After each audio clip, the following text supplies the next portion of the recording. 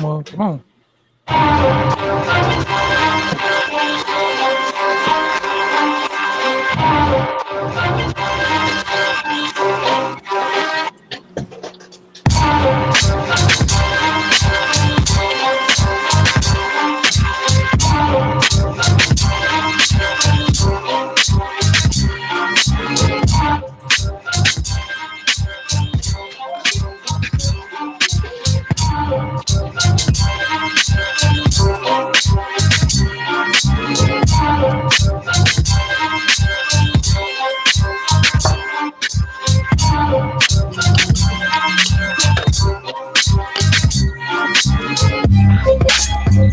Hey, what's going on? What's going on? That's right. Talk That Stuff number 79. We are here. We are a little late, but we are here. Ha ha. Let's meet the panel. Let's meet the panel. Up first, fresh out of jail, OJ Simpson in the back of me. Just getting out of jail. Please remember to be at the album release, out of jail release party.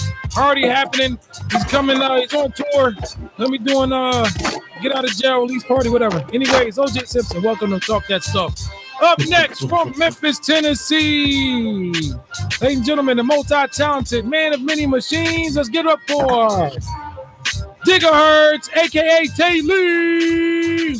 Shalom.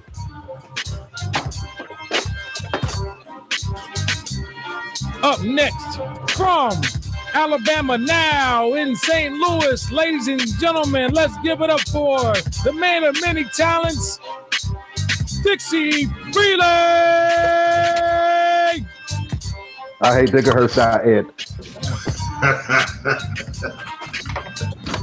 From Flint, Michigan, ladies and gentlemen, also the hardest working man in the culture, ladies and gentlemen, let's give it up for the professor himself, Mr. Wallace. What up, though? What up? Up next, from the West Coast, Oaktown, ladies and gentlemen, race friendly. Let's give a warm Talk That Stuff welcome to our friend and yours, mine and theirs, RTO Beats. Keeping cheese on your cracker by any means necessary. Up next, her cheeses also fell off her cracker many moons ago. Ladies and gentlemen, from Saginaw, Michigan, she's blessed. Yes, and she's that blessed girl. Hold on, pour a little energy drink out for the homies who ain't here. Now, from the Jersey Shore now, by way of Putnam County, Florida, I am DJ WIDEBODY, and this is Talk That Stuff number 79. One more before Jerry Rice. Ladies and gentlemen, go ahead and grab your cheese and grab your crackers, because we're going to go on a ride. Yes, indeed. Yeah. You skipped somebody. You skipped somebody. Right on. Hey, what's going on? Hey, you skipped somebody. You skipped somebody. Ooh. What did I get? The God. Dixie. I did get No, he didn't. I got Dixie. Yeah, he did. He did? Yeah. Yeah. Oh, God damn. Hey man, y'all gotta snap out of it, man. What's going on, everybody? How y'all doing? Huh? Oh shit, right. I'm doing good, man. Hey, man, I have How a you topic. doing, Wabba? Come on with it. I'm good. Go on, Wallace. First of all, good evening. What's good, brother? Yeah, man. So, have you guys noticed an uptick in like blast it or smash it type Facebook live sessions? Like send us your music and you know, Critique critique it. Tell me what you think about that. Is it a good thing? Is it a bad thing? Is it giving people exposure? I don't think it matters. Does it really get you exposure out here? What? Depends on who's critiquing Depends on it. Exactly. Yep. Exactly. My thoughts are it's a good thing for the up and coming, but it's also a telltale sign about the people in the industry who are doing that. The wells run dry. Yeah. I mean, I kind of liken it to like, you know, Yo, drink, just a drink. Dirty Sprite. right. I'm sorry, I was talking to Yeah. Mrs. But Wallace. you know, I don't know how I had. Well, you know, I'm not that good enough for people to be approaching me about shit like that. But Shut up.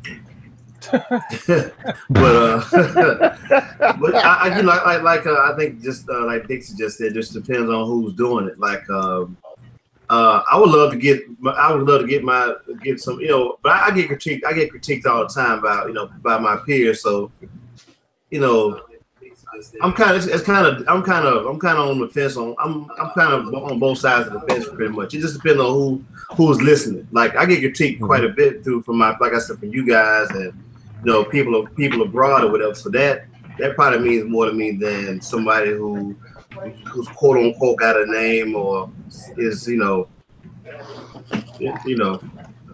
On that note, TJ Chapman does that. He TJ Chapman. TJ DJ. Yeah, TJ DJ. He does that on Facebook, and apparently some people have gotten deals out of it. But my thing is, I watched a couple of his shows, and his audience is not for the music we make, pretty much. Right. Because there's some cats came through there with some boom bap, and they were straight trashing it, and it was some good boom bap. Yeah. Can I add on to that? Let me ask this question. My feelings is I wouldn't do that.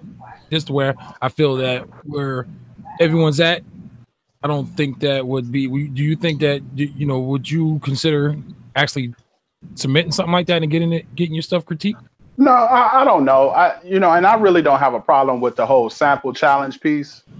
I think it's kind of innovative. You know what I'm saying? I mean, I've always been a strong believer in what Tashir's been doing. I think that's a fantastic platform, like I said, it's different if you put out something specific and have people respond to it, but it's just interesting to me. It's like, whereas 6 months ago, I never saw it. I see one every day now.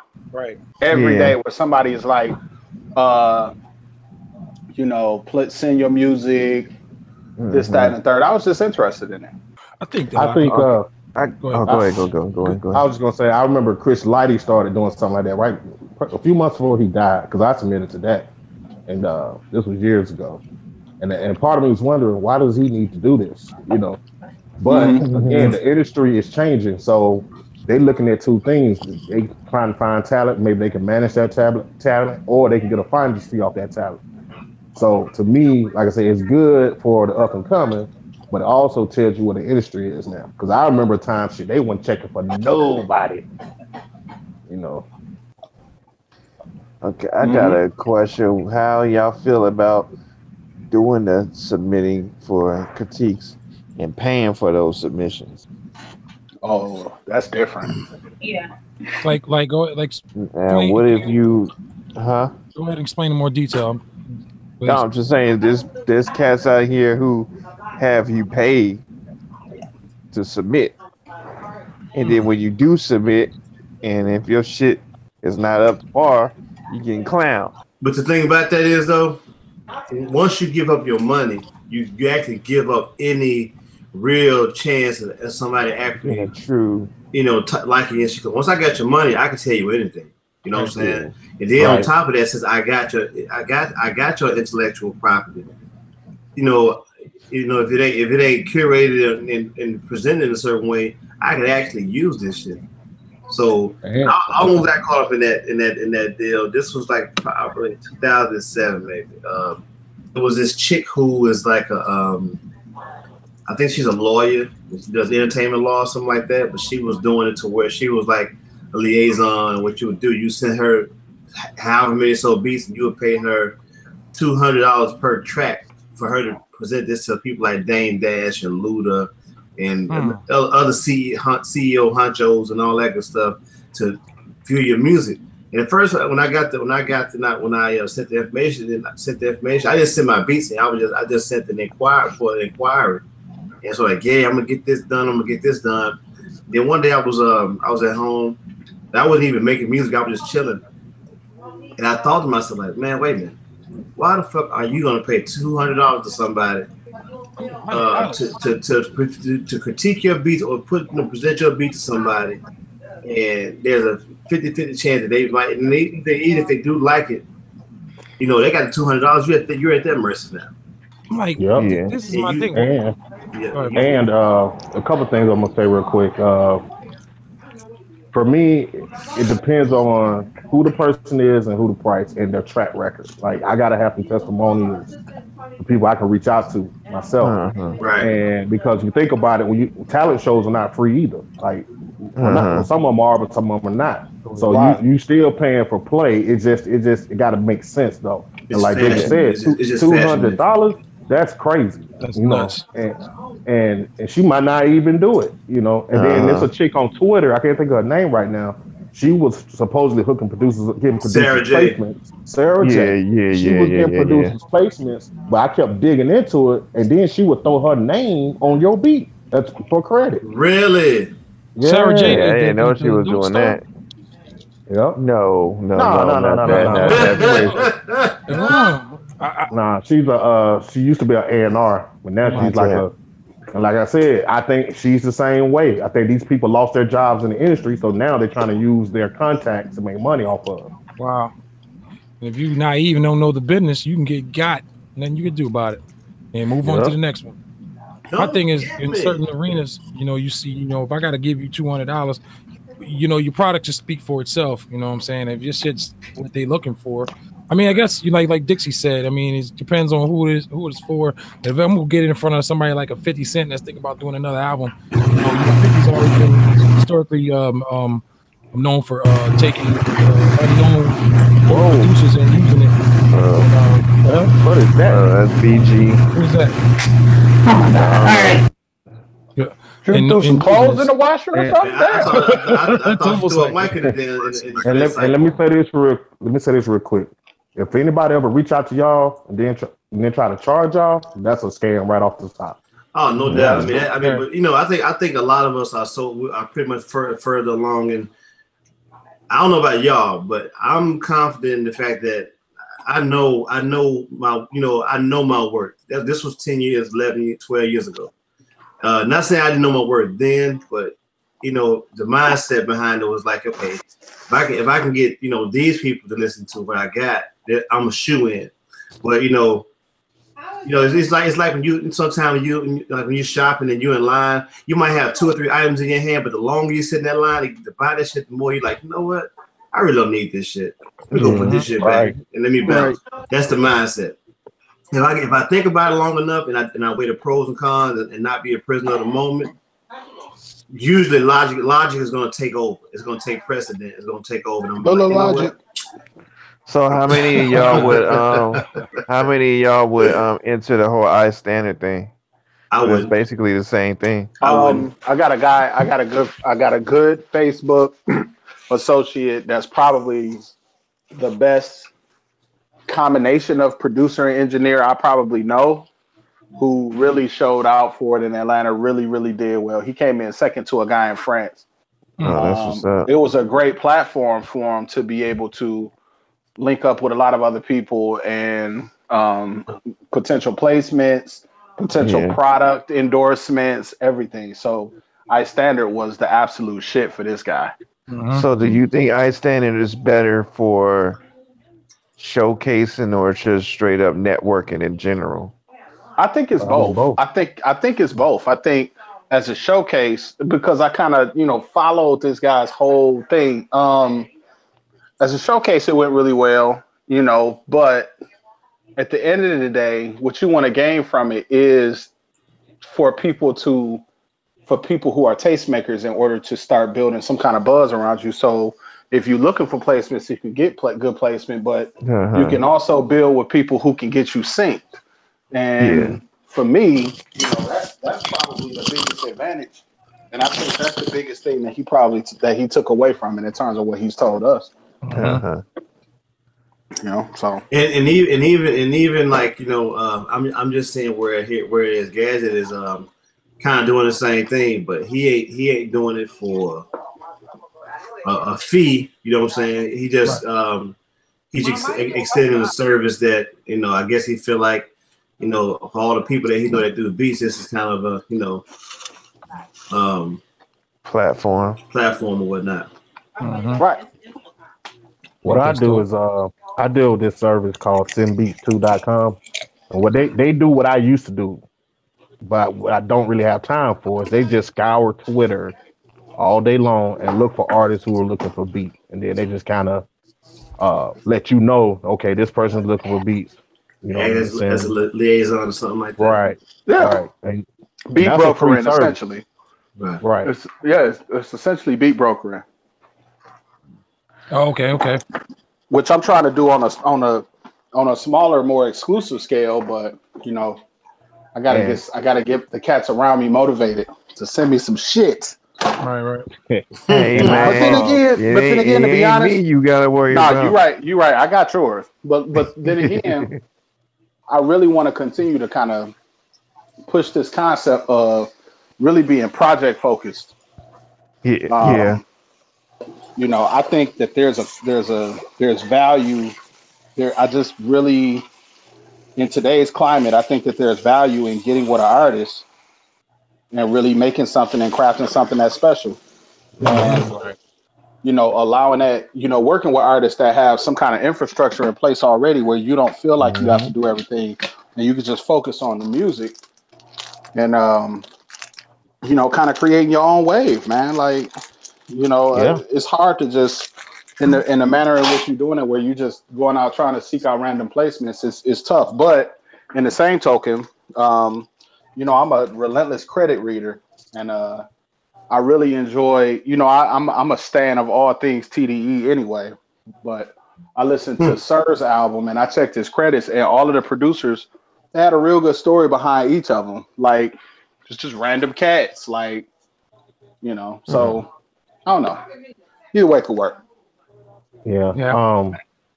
And from my experience with this Send Beats 2 thing, just to kind of let you guys know, I've had probably 10 emails read because it tracks like if someone opens the email and all that. But I never got any hitbacks, and I wonder if that's because I never send a full beat. I just refuse to do it because you're not going to run off of my shit. You're gonna have to talk to me, and I put that in email. If you're interested in the sample, or you know whatever, or in the snippet, then you can, you know, contact me, and we'll go from there. And I even got a. I'm sorry. I go ahead, Dave. I'm sorry. I was just gonna say, so it's definitely getting to the person, but I just haven't got any hitbacks yet. And I will offer this little thing, this little tidbit or whatnot. I don't know if I got this. I don't know if I got this from Kev Brown or whoever. But when you sending tracks out, like I've never tracked out a 3-minute or 15-second beat to anybody ever. Like Dix was saying, I've always kept it like 45 seconds, fade in, fade out, dropouts here, and not so much as watermarking, but just, you know, giving them like you know, try giving them a low bit rate sample. You know what I'm saying? Like so gritty and grimy that you wouldn't even want to use that shit, but you know kind of know what you're getting in the roundabout way. Yeah. Right? You know, I would challenge cats to look into doing that as well. For those that can take because I can take a beat from 16-bit and reduce it all the way to 8. Down sample it. Yeah. So on this note, not to put you on the spot, Wallace, what's the latest on Bug Brown? You know what? I haven't really talked to her. I haven't talked to her last couple of weeks. I've been working on this Double Negative compilation. I need to follow up with her sometime this week just to touch base with her. Oh my God, we live talking about this. That ain't healthy. My bad for even asking the question. You know what? My bad for answering it. But you know, I mean, it's I guess when you're trying to create relationships with people, you know, it's essential to follow up and just completely stay in tune and make sure that even if you just send text messages or whatever, it's cool. But we could talk about it more after dark. Yeah. Sex dolls. All right. I've been going through some thinking about that today. Please share, sir. Yeah, go ahead. I agree with the concept that, I mean, you get a sex doll, it's gonna have a half-life. Like it's going to be something that you're gonna get, and it's gonna be fun or enjoyable at some point, and then very rapidly it's gonna be something you get tired of. Exactly. It's still not a woman. Let me hold on. But the motherfuckers that's buying this don't have no women in the first place. So what the difference? I mean, come on, let's think about this. Let's think about the bin then. Hey man, that mug when I saw it was thick though. Yo, word, like Kim Kardashian. I think Nicki Minaj version of one. Hey, me and my little homeboy, we've been talking about this whole thing about a whole week, man. But every time we be talking on the phone and he'll chime his girl in, I like, man, yeah, bro, but she was thick though. Yeah, I'll give my wife shit about it. I was like, yeah, keep on. Yeah, I did too, man. It's like I see it to the motherfuckers that ain't married yet. Handle your business, young boy. I see for the cats who ain't never had a relationship or been with a woman before. I see they can really be on to that, but for someone who's been with someone, for me, I'm gonna want to if I'm looking. Cause you're gonna have a lot of motherfuckers out there who just want commitment. I mean, not commitment, but what damn term I'm trying to use? Just being with someone. Just goddamn, that's a word. I can't think of the word, but the companionship. They just want companionship. Yeah, companionship. That's what I'm trying to say. But that and like just being next to someone, like I don't want to feel no cold ass fucking sex doll. Like, I want to see fucking like, unless they got some type of way to make the damn skin warm and shit, like. Hey, look, man. If you done dealt with some of these chicks, hey, that motherfucking cold ass dog gonna be feeling all right. Hey, but you know what? Let me ask you a question though.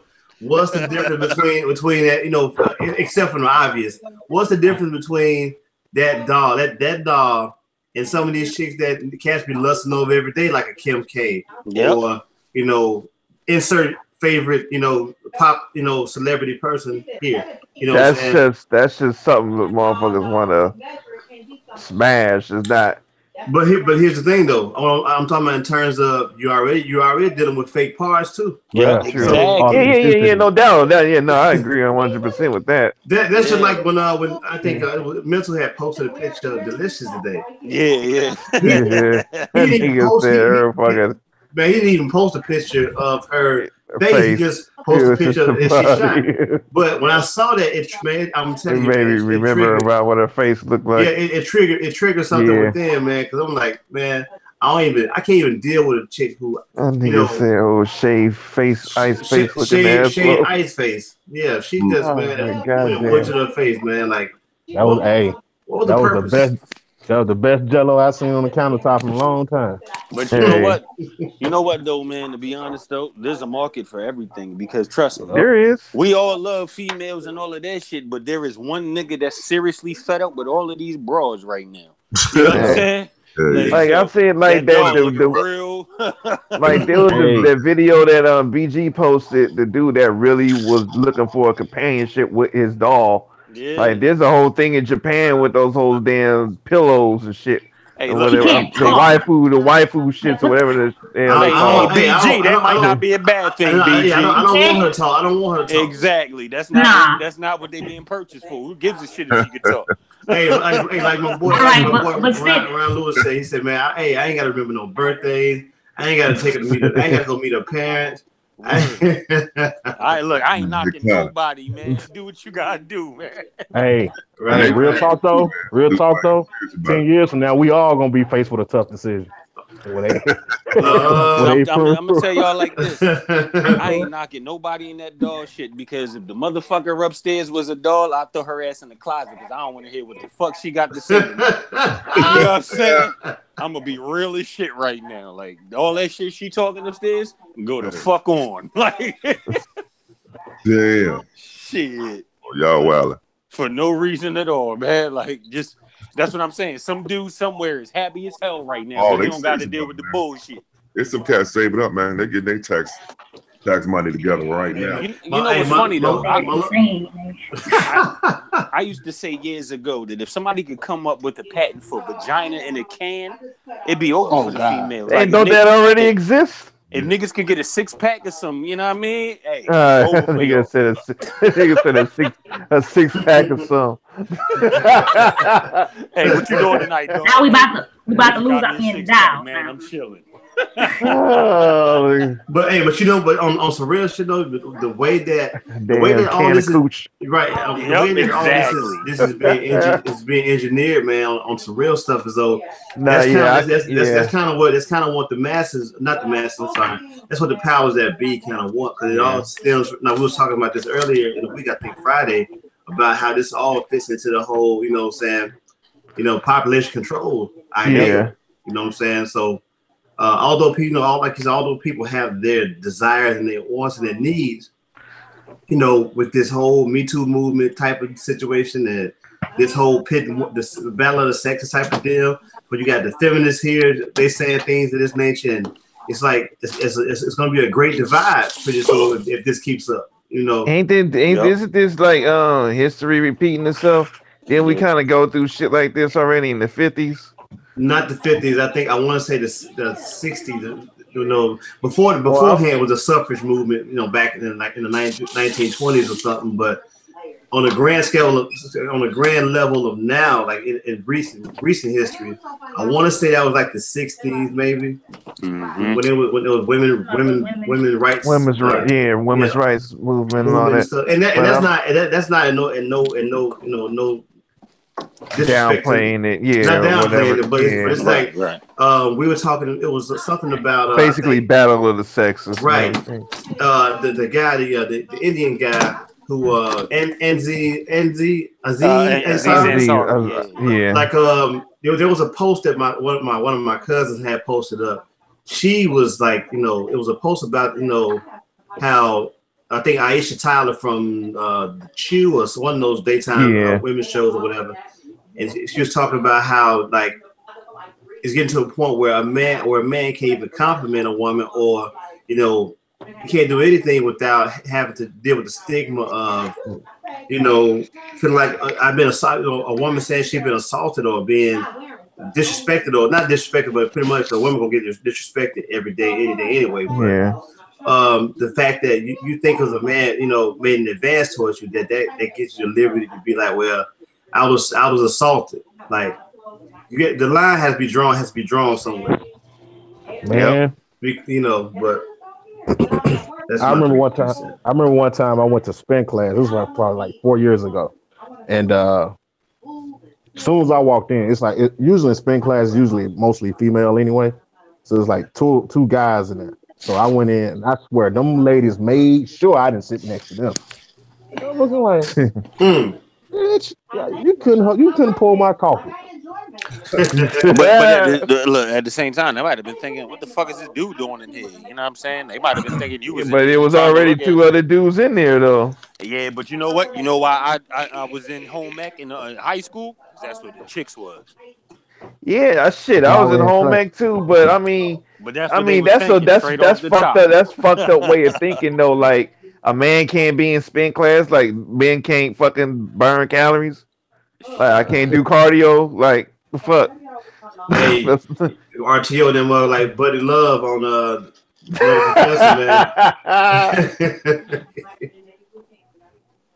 But no, I mean that's fucked up way of thinking though. That's just bullshit. Like I just automatically 100% on that. Like, get the fuck out of here with that shit. Yep. Get the hell on. That shit been going on since males and females been alive, man. But I think a lot of it too has to do with the millennial woman and the millennial man. Because now there's a certain awkwardness because we're so used to doing everything digitally instead of doing everything physically. We're used to dating, doing everything in terms of contact with a woman over internet protocols and all that good stuff. So I don't know though, because a lot of females our age, a lot of black females our age be the ones on that bullshit when you go to try and holler, not holler at them, but when you like, hey, good afternoon or good morning or whatever, they the ones that look at you like you trying to holler, like, you know what I'm saying? Yeah, but think about this though. But think about how that's taken to a new level now. But that mindset in today's time. It's even worse because now we were just talking about how there was a video I saw on Facebook where it was this older white guy who was like, he was just saying hi. He was just simply saying hi. And this she broad flashed on his ass. She read him his rights. I was like, dude was like, man, all I was doing was speaking. Man, she was like, man, she was so disrespectful, bro. And I was like, man, you know what, man? Up. If that white dude would have called her nigga, I would have had no problem. I had no problem. Yeah, because she was acting like a nigga there. And I never condone no white person saying that. But I'm saying in the manner in which she was treating him, right? I will understand why he would say X, Y, and Z, because man, she took him there. She would have took him there. Yeah, that's crazy. It is, but that's what I'm saying. That's the climate we live in. Then the more people that you had the more women that you had that's on this feminist movement. Yeah. It's going to be detrimental for not. I'm married, so I can give a shit less. But yeah, for those people who aren't married and who are looking for companionship or just looking to be in a relationship going forward, you got to man, you gonna have to have on like shit latex gloves and do it. So you don't leave no prints behind. Yeah, it's gonna be like Demolition Man. Man, listen, you have to have intercourse, man, through electrical stimuli and all that good shit. Yeah, so. Like shit, it's straight up gonna be Demolition Man. We down there already. Yep, and they making because of you can't even forget about the whole gender issues and all that. It's just really making things cloudy, man. Like it's just ridiculous, man. But you know what? It's working in favor. It's working in favor of those who have their finger on the pulse of every level of politics and people who are the 1% who run this world. It works. It's working in somebody's favor. Just remember that. And I'm like, we got the damn dolls. We got the fucking I can't think of the name of it, but the virtual reality shit. Yeah. Put that two and two together, get you a DVD or whatever in the virtual reality. Now you got the doll. That's something physical you can actually touch. Put that together and shit. But then consider people kind of say, it could be an element of population control. I don't necessarily think so, because the majority of places where population density is going up as quickly as possible, the places where it's going, they can't afford none of this shit. Yeah. Like this shit is not even real. I mean, you talking about like, India, China, there are a lot of places where, or how can I say this? The places where population is growing the fastest, a lot of them don't have exposure to a lot of these Western ideas that's going on. Yeah. So, take it for what you will. Right. You don't have the bootleg version. The Koreans gonna bootleg them dolls, man. They already got them. They probably already got them. Well, we're actually behind the fuck is this I'm watching? We're actually behind the curve on a lot of this. A lot of this stuff is already, man, being in prototypical, rollouts before it's even we're made aware of it. So, like you said, it's people that's been testing these joints out 2 or 3 years before they even bring it to the public's attention. So that's with anything, though. They got the Katy Perry love doll. It says she has a real candy cooch. 3 tasty got 3 tasty love holes, and wow, man, they're really selling this $27. I think it said tasty. Doll in your background right tasty love holes. Is that a doll in your background right there? Yeah, I went ahead and got me a doll, man. Just a trial basis, 7 days. I'm gonna take it back. Wow. You can use them and give them back. And I was going to say something about the dog. You know, there's some men on this planet, man, that really don't get along with women, but you know, they need you know, to take care of their sexual desires and whatnot. You know, for some people, this is great if you got the money. Yeah, that's true. That's true. Yeah. Because some people may have intimacy issues, man, or you know, awkwardness when it comes to a woman. So, hey, you got a woman that won't talk, but setting out the goods. Hey, there you go. All right. Word, man. Shut up and look that way. And that ain't no diss to no women and all that, but at the same time, shut the fuck up. But black women, hey, if they making dogs this thick, yo, hey, word, you're in trouble. You're in trouble. Hey, my little partner said he crazy. I'm gonna invite him one of these nights, man, but he's so crazy. He told his girl, he said, "Yeah, you keep fucking up." He said, "I'm gonna use your Amazon Prime account. Mine's gonna be in the shopping cart, waiting for me to push buy or whatever the shopping cart thing." He gonna use her Amazon Prime account. He said, funny. Man, he said it'll be all three of us in the bed. Ain't gonna lie, I seen one with a fat ass, bro. Like, God, yo, this gets serious. I mean, just to have one as a conversation piece. Niggas already got, but you know what? Pre-order. Right. And then, but on some real shit though, just imagine you caught one of these, right? And let's say you, because I don't think no married man gonna go out on a limb and buy no shit like that. Hell no. But let's say for the sake of argument, it depends on how much space he got. Right. Yeah. I don't have no space, so I can't. Right. I barely got room for my records, man. So, man, you just think about how deflating to the psyche, man, of a woman that would have to do. Think about what that would do to the woman's psyche if you'd rather hit an inanimate object, bro. A thick inanimate object at that. Yeah. Hey, look, if that don't make them tighten up, I don't know what. I don't know what will, but that's what That's where we are, though. You know, but that's where we are in society, to where it's like, okay, it's a sad thing that we can't get along as man and woman without somebody creating a avenue, you know, to this, you know, to kind of like separate that experience. You know, so now going forward, I got a son. I hope to God he would never buy a dog, but. Hey, I would, if he did, I would understand that. I would understand it completely because, hey, I know me. I don't like to hear all that lip, you know. And I'm pretty sure my wife don't like to hear me bitching at times. But I'm, you know, right. It goes both ways. But when you get to a point, man, when you can't like, you know, if you're dating and everybody you've been dating is just pure, it's just either they just overbearing or you just don't know how to figure them out because it's so socially awkward, quote unquote. What's the next step? You don't want to be playing the hand hatchet. So shit. Take matters into your own hands. Right. That's the truth, man. I mean, because if you really think about it, bro, they already had the pocket vaginas. Women have been using dildos for years. Like, there's really no difference. You know what I'm saying? So, you know, like I seen a lot of dudes talking shit about it. Like, if you're not gonna get it, it ain't for you. It's not for everybody. Like, I ain't rolling out and get no goddamn dog.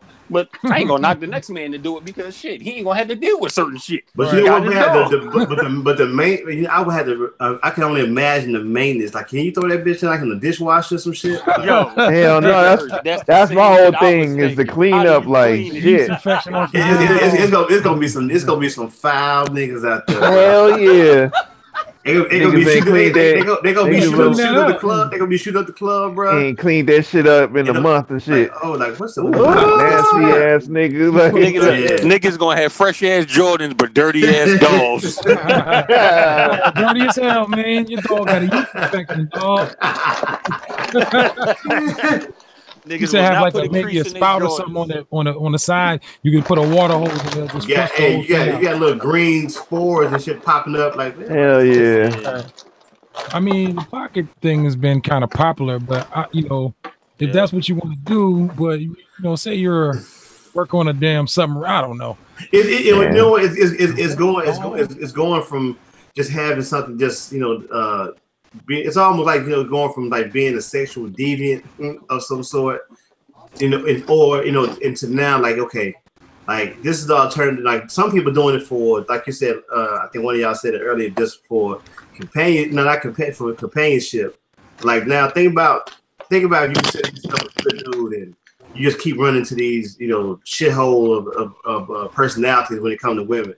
And you're like, man, you know what? I'd rather have a dog that man got 3 or 4, got 3 offices on it, and I'm gonna go for self, man. Hey, judge me if you want to. But it's bad. It's bad that we've come to this place now to where that's even an option. Yeah. Hey, BG. Trying to run. They need to supply them joints in prison. Hey, BG. Yeah, you ain't lying there. You know what? Hey, that should be first.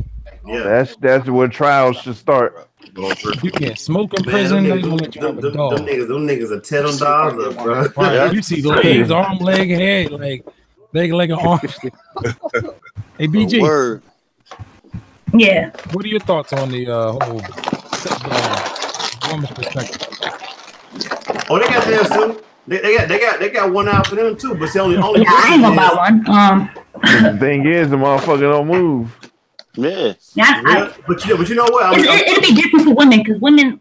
Women want a man want some action behind it. You know what I'm saying? Like from my experience, and I don't want to talk too out of school, but a woman ain't gonna say like they got a dog for the women, right? So I know for a fact that a woman ain't just gonna sit there and just ride all night. So okay. It's So that dog actually is a detriment to anybody who's going to purchase one. Unless that's their game, that's their favorite thing to do. Because it's been in my experience that a woman like to work that hard. but let me say this too: what percentage of women over the age of 25 own a vibrator? Exactly. Word. No, let's take it back a notch. That's what I'm saying. Like that's 18-year-olds been around forever. I bet that's up toward 90%. Yeah. Yeah. Matter of fact, one of my this chick I used to work with, man, she just had a FB post earlier today about going through security. And they pulled her bag to check her bag, and they saw something in the bag. Dildo, right? So she had to let the girl know that was going to check her bag what it was. Like, that's my toy. Right. The girl, they were high fiving and shit, all that good shit. But that's what I'm saying. So the only difference is this doll comes with a head to toe. Like other than that, these features have been around forever. Yeah, you just really had the mobile version, so it's not anything new. It's just a whole body attached to this shit. Well, you can't. I tell you one thing: you can't take that doll to Vegas unless you buy the seat. I don't know. Can you deflate them? No, I don't think you can. Nah. I seen one on Instagram. The dude was messing around. He said he put the legs behind his back and snapped the leg in half. Damn, bro, what were you doing last night? Had the candles and all that? Man, he broke it out the socket, man. Keep sweat on. You get a warranty with that. Okay. $2,300. You probably have a bumper-to-bumper warranty on that. Hey, what Calvin say? This nigga said a bumper-to-bumper warranty. I'm putting that shit on my USAA plan, yo. Right. What Calvin? Capadonna said, "Man, I just like a John breaking wounds out of the socket." Yep. Yeah. The socket, man. Well, this is goes on with what's going on with this country, man. Another thing is possibly be threatening the Negro holiday coming up as what I would call tax season. The government has officially shut down. I'm not an expert on this, but I just know that some things are going on in politics and all that. I would like to ask if someone has a little bit more information on the government shutdown and what this actually means, and will it affect the tax return situation in the IRS and all that? Nah, so for the grand scheme of things, it's not going to really affect the tax return because really the government might be shut down for no more than a week. Okay. Anything outside of that is not going to go on for too much longer because if y'all remember a few years ago, we the same thing already. Right. For the regular person, regular people that don't have government jobs, it really won't affect you. You know what I'm saying? Now, the people it's going to affect is the government workers who will not get paid, but it's only going to affect them during the time that they're not working. They're always going to get the money on the back end. They don't get back pay for that, right? Everybody that was out of work for a week or two last time, they all got that money back. You know what I'm saying? That's the thing with these government jobs. Now, contract, like I'm a contractor. Fortunately, my company has enough funding where we don't give a shit if the government shut down or not. They're gonna pay us to keep on working anyway. So on Monday, I'm gonna take my ass into the building and I'm gonna work because my company has the money. But a person who sits 5 cubicles up from me, his company only has funding enough for Monday through Friday.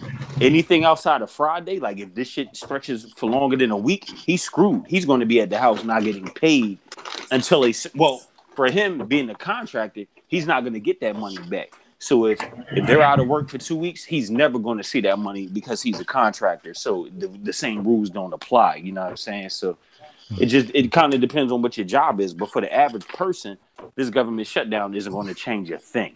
Okay. How does it affect the military? So my military dude said, as far as right now, because I work with military every day, Air Force, Army, and Navy. They said, they'll probably be at work on Monday from what they was told. You know what I mean? Now, that could change. But again, they might get that money on the back end. You know what I'm saying? Like, cool, you might be out of work for 2 to 3 weeks. But maybe 2-3 months down the line, you'll get that money back. And for the military, it's even better because 9 times out of 10, you have military housing and or you are getting BAH's basic allowance for housing from the military. So your shit's already going to be covered. Good old BAQ, right? Bro. Yeah, exactly.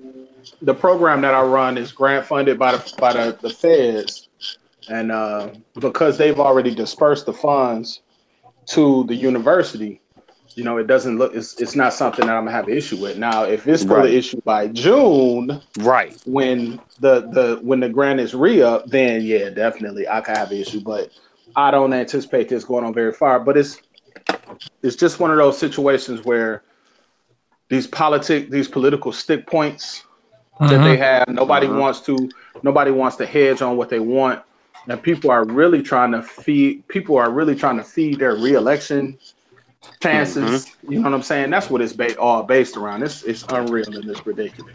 Can we go ahead and say that George Bush is actually more favorable than Donald Trump at this point? Without question. Every president has probably, since Richard Nixon, is more favorable than this dickhead. And I think this is why. I mean, George Bush he had a certain level of incompetence. But the thing about George Bush was, outside of like the Dick Cheneys and the Rumsfelds and all that, he still had extremely competent people who were around him who had the ability to advise him to not go that far.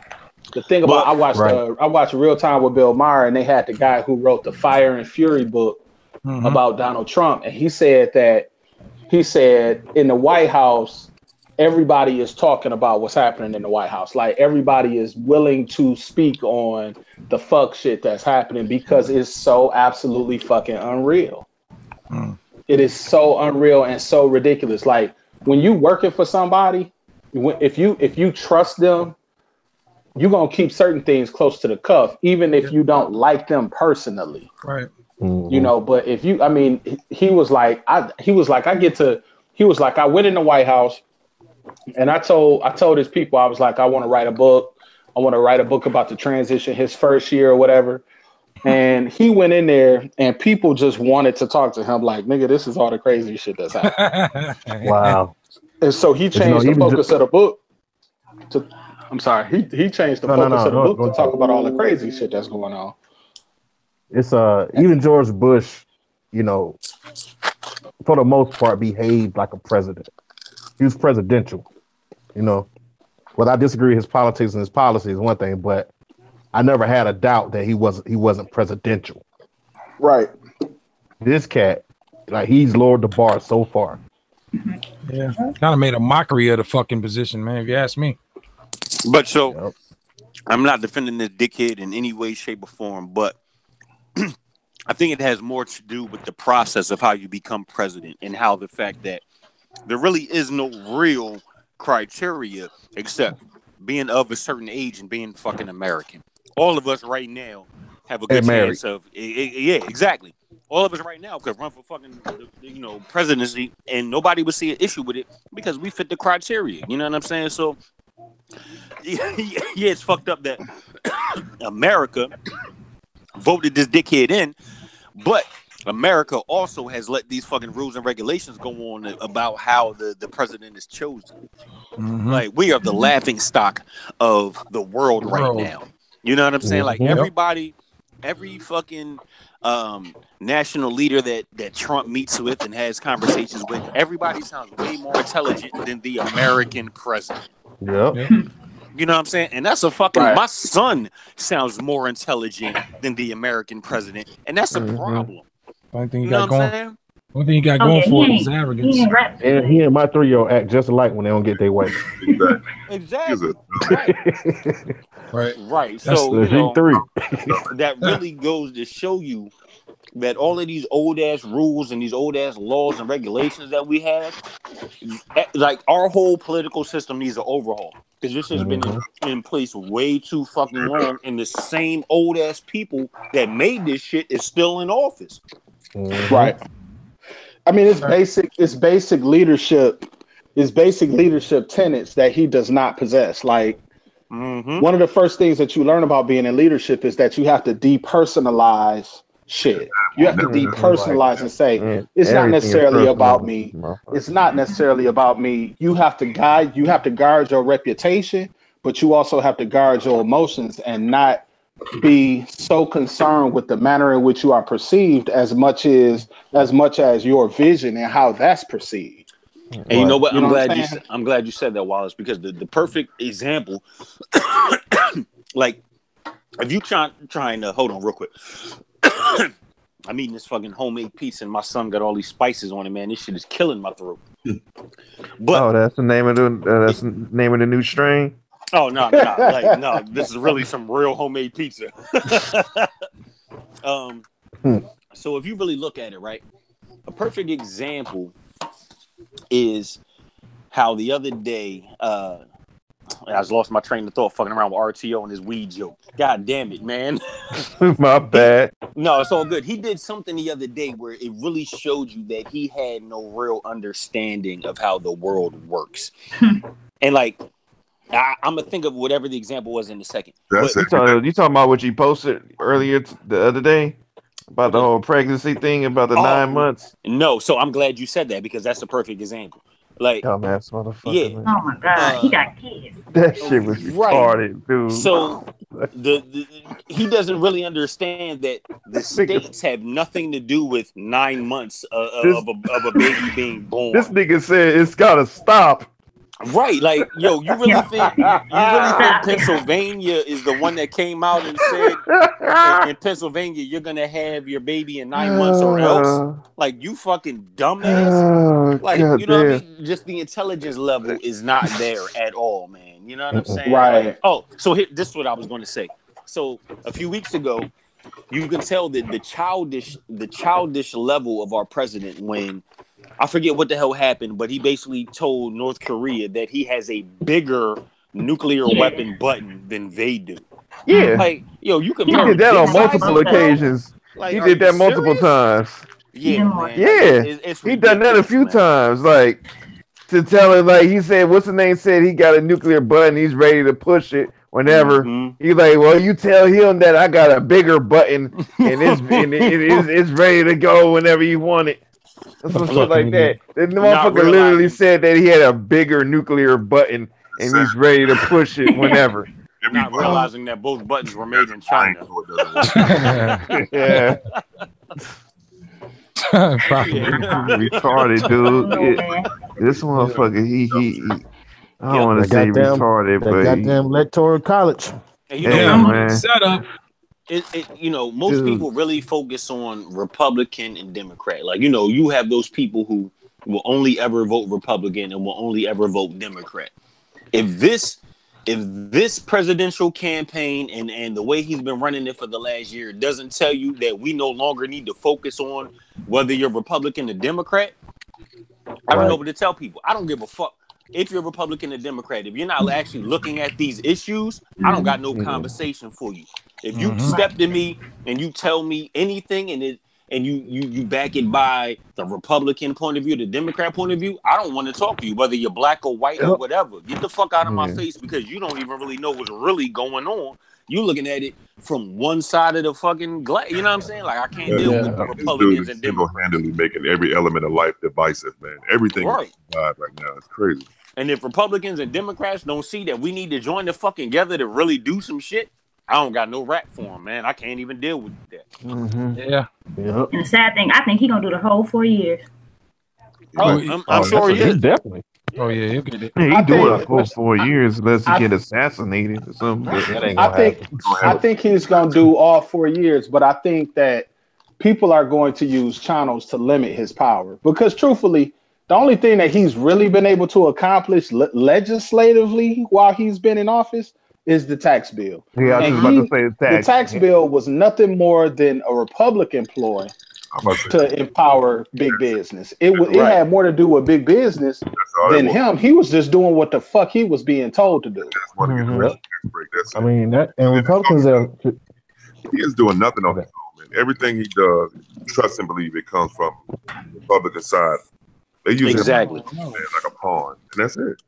And that's why, if you think about it, so he always focuses on Obamacare is imploding. We're just going to let it ride out and blow itself up.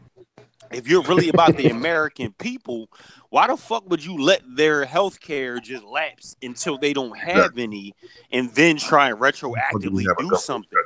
I mean, reactive instead of proactive. Right. That goes to tell us you don't give a fuck about the color of anybody. You give a fuck about what's in their wallet. Yeah. Me personally, I think all that's nothing but game he's running, because he told those people he was going to repeal Obamacare, and it ain't working out for him. So that's the only way he can reconcile with not getting the job done. So we just going to let it implode. Right. Yeah. We just want to let that shit die out. And if you don't have benefits, fuck it. You know what I mean? We'll figure it out eventually. And I think he's doing all this crazy shit. And guess what? We're not talking about Russia no more. Not as much anyway. But you know what, though? The funny shit is, we was never really talking about Russia before his ass got in office anyway. On the real grand scheme of things, you know what I'm saying? Like, he brought all of this, all of the controversial shit he brought into play. Like, you know what I'm saying? Like, the shit is ridiculous, man. Yeah, it is. It's past. This year, like this, and if people can't see that, I have no rap for them, man. Like, this shit's I don't give a fuck. If you a small business owner and the tax shit is going to be beneficial to you, I don't care, because really, is money really the bottom line? Like, that's all y'all care about? Yeah, absolutely. For some of them, man. That shit is whack, man. Well, you may be benefiting from tax, but now your family's deported. What the fuck you gonna do? Yeah, hell yeah. You got that video up, but your fucking uncle just got shipped back to Colombia. Who put that video up with the dude that was here illegally since he was 10, and like, they couldn't do nothing about that shit? That's fucked up. Excuse my language. That was in Grand Rapids. Yo, so what's even more fucked up? The other day, do y'all realize that they raided 98 7-Elevens around the country? Sure did. Yeah. It was about to hear. They actually they plan on hitting here next. I'm not in Oakland, but the Oakland mayor and San Francisco mayor said they're going to try to do everything in their power to stop it, even if they have to be arrested and go to jail for it. But that shit pissed me off so bad, man. Because on one thing, now you done singled out one whole corporation, and basically you are attacking this corporation now. That's what immigration, man. Exactly. Most 7-Elevens, as we know, have more like Hindu and Indian people. Yeah, you know what I'm saying? Like, what the fuck is and we just talking about Hindus and Indians. We ain't talking about people from the quote unquote countries that he's got the issues with. We're talking about India, like exactly. Like I mean, Hindus ain't done shit. Like, I don't even call it no Hindu bombing. And then look, he said they said this was I think they said this was like the biggest roundup, in history or something. Yeah. But they only arrested 21 people out of 98 stores. What'd you say, RTO? Bombing? Oh, I said I haven't recalled no Hindu bombings. Oh, okay. Exactly, man. You know I mean, like fucking India we ain't got no beef with them, so why is you going after them like that?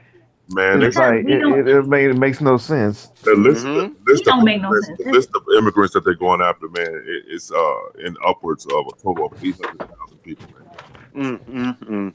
800,000. Let's just see, a motherfucker is not from here, and it's an immigrant, so they gotta go. Exactly, and that's the problem. And his parents were immigrants, dog. Yep. Exactly. His wife is immigrant. His wife is an immigrant. His kids is basically half immigrants. Like, you know, basically. His father's an immigrant too, right? Yeah.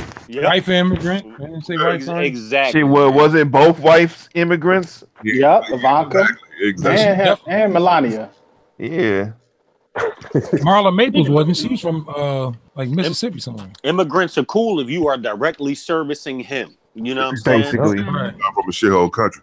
Yeah. Exactly. Something that you're from Europe, you good. About the shithole. Yeah, he's obsessed with that the immigration shit, man. And it's funny because a lot of people in Europe hate America because of this bullshit ass political system. Yep. Man, fuck Trump, man. but we had a white guy shoot up everybody in Vegas. Oh, it was just mental issues. Right. It was mental health. It's always mental issues when it comes to that. You know, I want to say something real quick about a guy. One of my coworkers actually is a family member, in-law of mine. Walked up and he said, "You know what?" He was getting into it with a guy about the Kaepernick thing. You know what he said? He said, "Hey, these people actually hate Colin Kaepernick because he used the NFL as a platform to say stop shooting us." Mm-hmm. You know how crazy that sounds, man? All he did was take a knee. That's it. But that's because the intelligent black man has always been feared. Yeah, exactly. Right. Oh shit, he can fuck us up without even raising his fist. You know what I'm saying? It's always been that way. It's always been any black any person of color that could amass get the masses round up behind them. That's why they tried to assassinate Martin Luther King's character with all that cheating shit. You know what I'm saying? That was gay ass Hoover with that bullshit. Exactly. Yeah, exactly. What was the thing with the black? But he was a part of Black Panthers. But what was the whole thing? What was it? The Chicago 21 or something like that? Fred Hampton. Yeah, Fred Hampton. Right. And I bet you if Fred Hampton would have got to live, Chicago wouldn't be in the shape it's in now. Exactly, man. Knows how to feds. I wouldn't be surprised if they put that black woman up into stabbing Martin Luther King back in the day before, 10 years before he got killed. Right. Damn. Tell about that. I never heard about that. What's up with that? Yeah, man. He was doing a book signing. This lady I want to say she was from Harlem, and she walked up to him and said, "Are you Martin Luther King?" He said, "Yeah." And she stabbed him in the heart. Damn. Probably so. I think her name was like Izola Curry or something like that. I mean, that's just the same thing with the Nation of Islam. How they manipulated that to make it look like the Nation of Islam killed Malcolm X. Right. Yeah. Yep. We've had a lot of agents, man. A lot of agents. If you read the story, COINTELPRO, they had already infiltrated his security. So it was FBI agents already in his security. Wow. Wow. You guys ever see that video out on YouTube? He was a black guy back in like the 70s, early 70s. Black dude, gap teeth, and he was saying how he he was setting fire. Yeah, it was in New York. Stuff. Yeah. The people workshop spot over in like Oakland somewhere. Oakland. Yep. Like, yo, we have a lot of people of the agents, man. Yep. Stockholm syndrome, man. Yeah. They identify with the oppressor. Yep. Always. It's a crazy thing. Right. That's why they made that whole skit on "I'm gonna get you, sucker." Who's on your side, man? Like, you can't. That's why I don't use the word coon Uncle Tom no more. I just call them double agent because that's what they are. Why you don't say coon? Because they can always flip that around back on me. Why you calling me a coon? Why you know all that shit? That had to come from I called you a double agent. I use coon like it was toothpaste. Hey, why, buddy? Who the hell is them people sitting behind you, man? Oh, that's the that's CXO LMG. Hey, you know it. Hey, man, you don't know this That's yet, but you've inspired a new thing. I'm gonna start using, man. I'm gonna do the hand model chronicles, man. When I just start doing beats every Saturday, man, I'm gonna pick me a time where I'm doing beats live. It's gonna be called the hand model chronicles, man. Wow. Wow.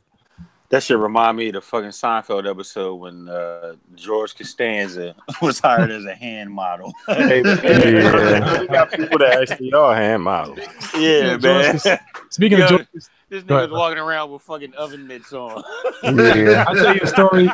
In Chicago, I was going to the desk. I don't know if I was asking for like napkins or something, and there was a lady there, one of the managers, and she was talking to the guest, and I just, sat and wait. So she stopped what she was saying and looked at me. And like, what do I need? I'm like, don't you see I'm talking right now? I was like, I said, if you got to talk in private, you go in the back. So, you please? I said, I'm not going anywhere. So I just stood there for a minute. So I was looking about. I said, you remind me of somebody. Oh, George Costanza looking at us look just like George. How the fuck a woman gonna look like George Costanza? That's hilarious, man. That's fucked up. Hey, fucked up. It's a chick in my job that look like Danny DeVito when he played the goddamn penguin in Batman. That's fucked up. That's extremely fucked up. Hey, blame God. How the fuck you gonna look like? That ain't my fault, Archie. Yo. I swear I'm gonna tell you. Like, I'm gonna tell you. like dude, hold on. She had the hair though. She had the slick back. We say everything. Hey, I remember when I was in Vietnam, right? It used to be this woman guard, right? We used to call her Throw Mama, right? Throw Mama from the train. Yeah, she looked just like the woman from Throw Mama off the train. Wow. Look, for those that don't know, he talking about the chick from the Goonies. Yeah. Oh shit, I watched Throw Mama from the train. Hell yeah. That's what we call it, Throw Mama. He was like, Throw Mama. Damn. Wow, man. You got to lock in. Here come Throw Mama, man. Oh, man. Throw Mama. That's funny as shit. Shout out to the New England Patriots and the Philadelphia Eagles. Hey man, don't shout out the Patriots, man. I can't shut. Hey, the sad thing is that fucking Belichick is from the DMV. Damn. Hey, the Jaguars. We all gotta take our L sometime, I guess. It's gonna be very sad down here. The Jaguar fans. I told them the other day, guys, you guys are celebrating too early. You guys got to get past Mount Brady, man. Yeah. Belichick is that 12th man. You gotta get past Brady and the NFL. I just seen this shit behind WIDEBODY, man. God damn. Yeah. I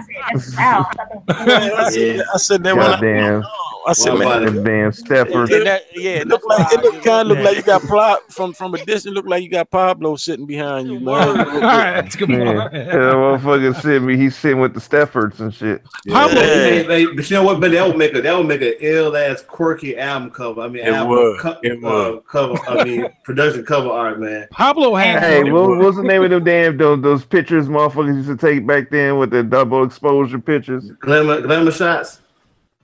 I guess you know those double exposures. You got motherfuckers the silhouette behind you. Right. Yeah. Hey. Remember Sean Price did a video, one of his videos like that, where he was like in the old video like that, like the shit WIDEBODY got. You talking about barbecue sauce? Yeah. Hey, I'm gonna take a page out of Gadget's book. And I want to just, now that we've been in this, collective for like almost 2 years now, if you were locked in a room with a producer to create an album, who would it be? I was locked in. Hey, don't ask Dixie that because he already got people locked in his basement already. You were locked in with another producer or a rapper. The same question, guys, as if you were locked in for the artist, us being producers. If you were locked in and you had to do an album with an artist, who would it be? Oh, fuck! I missed that. Fonte. Okay. Because I'm going. It may change. I'm still saying Royce. Nah, you should have said Rapping Forte, man. Nah, For me, I'm saying for Royce. me, wide body. Since CX already took Fonte, I'm gonna go Devin the Dude, because he can sing and rap. Word. Man, I'm gonna need CX to stop with this whole Rapping Forte thing. Hey, RTO, that shit you put on Facebook is ill. What? And he can do comedy the too. Panther? Jaguar. The Panther? The Jaguar. You put on there. What's going on? I'm gonna go Anderson. Jaguar with the We say Jordan that? crying face. We say that? I'm gonna say Anderson .Paak. Anderson .Paak. Oh, Right. That's a good one. Oh, I seen this Tiny Desk on NPR. Whoa. Yeah, it's crazy. Yeah. He on some. Yeah, he killed that shit. He on some. What's his name? Jeffrey Osborne shit where he playing the drums and singing and shit. Yeah. He killed that shit. He a super drummer, bro. Yeah, his fucking band is crazy, man. Oh yeah, Free Nationals, they dope. Yep. I got a chance to watch a live show by them on like YouTube, man. Check it out, man. It's crazy. Yeah, I think I got all of his projects since he came out. Like I got that Divinity, like the Malibu is my shit, but the Divinity project is the truth. Yeah, but I mean, you'll get a better appreciation of him, man, if you watch him live, man. It's crazy. Yeah, I seen him live a couple times. Okay. Yeah, he's dope. I like to shout out my first sponsor, Converse Rubber Tracks. You guys go to converserubbertrack.com to check out new sounds and downloadable sounds. You can make your own kit. So check out Converse Rubber Tracks. Gotcha. But they sell rubbers. He said because of his company in the back. But me, somebody took Fonte. I think previously I had said Eero, but I think I'm gonna change that. I think I'm gonna say Bilal. Ooh. Philly representative. Because when I think about Firstborn Second. Yep. Oh man. That's me. I love that album. And I think that album has.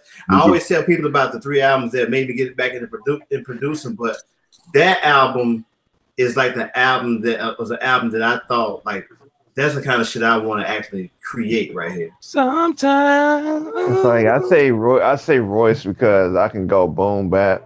That's what I really trap. Like I can go trap. I can go smooth shit.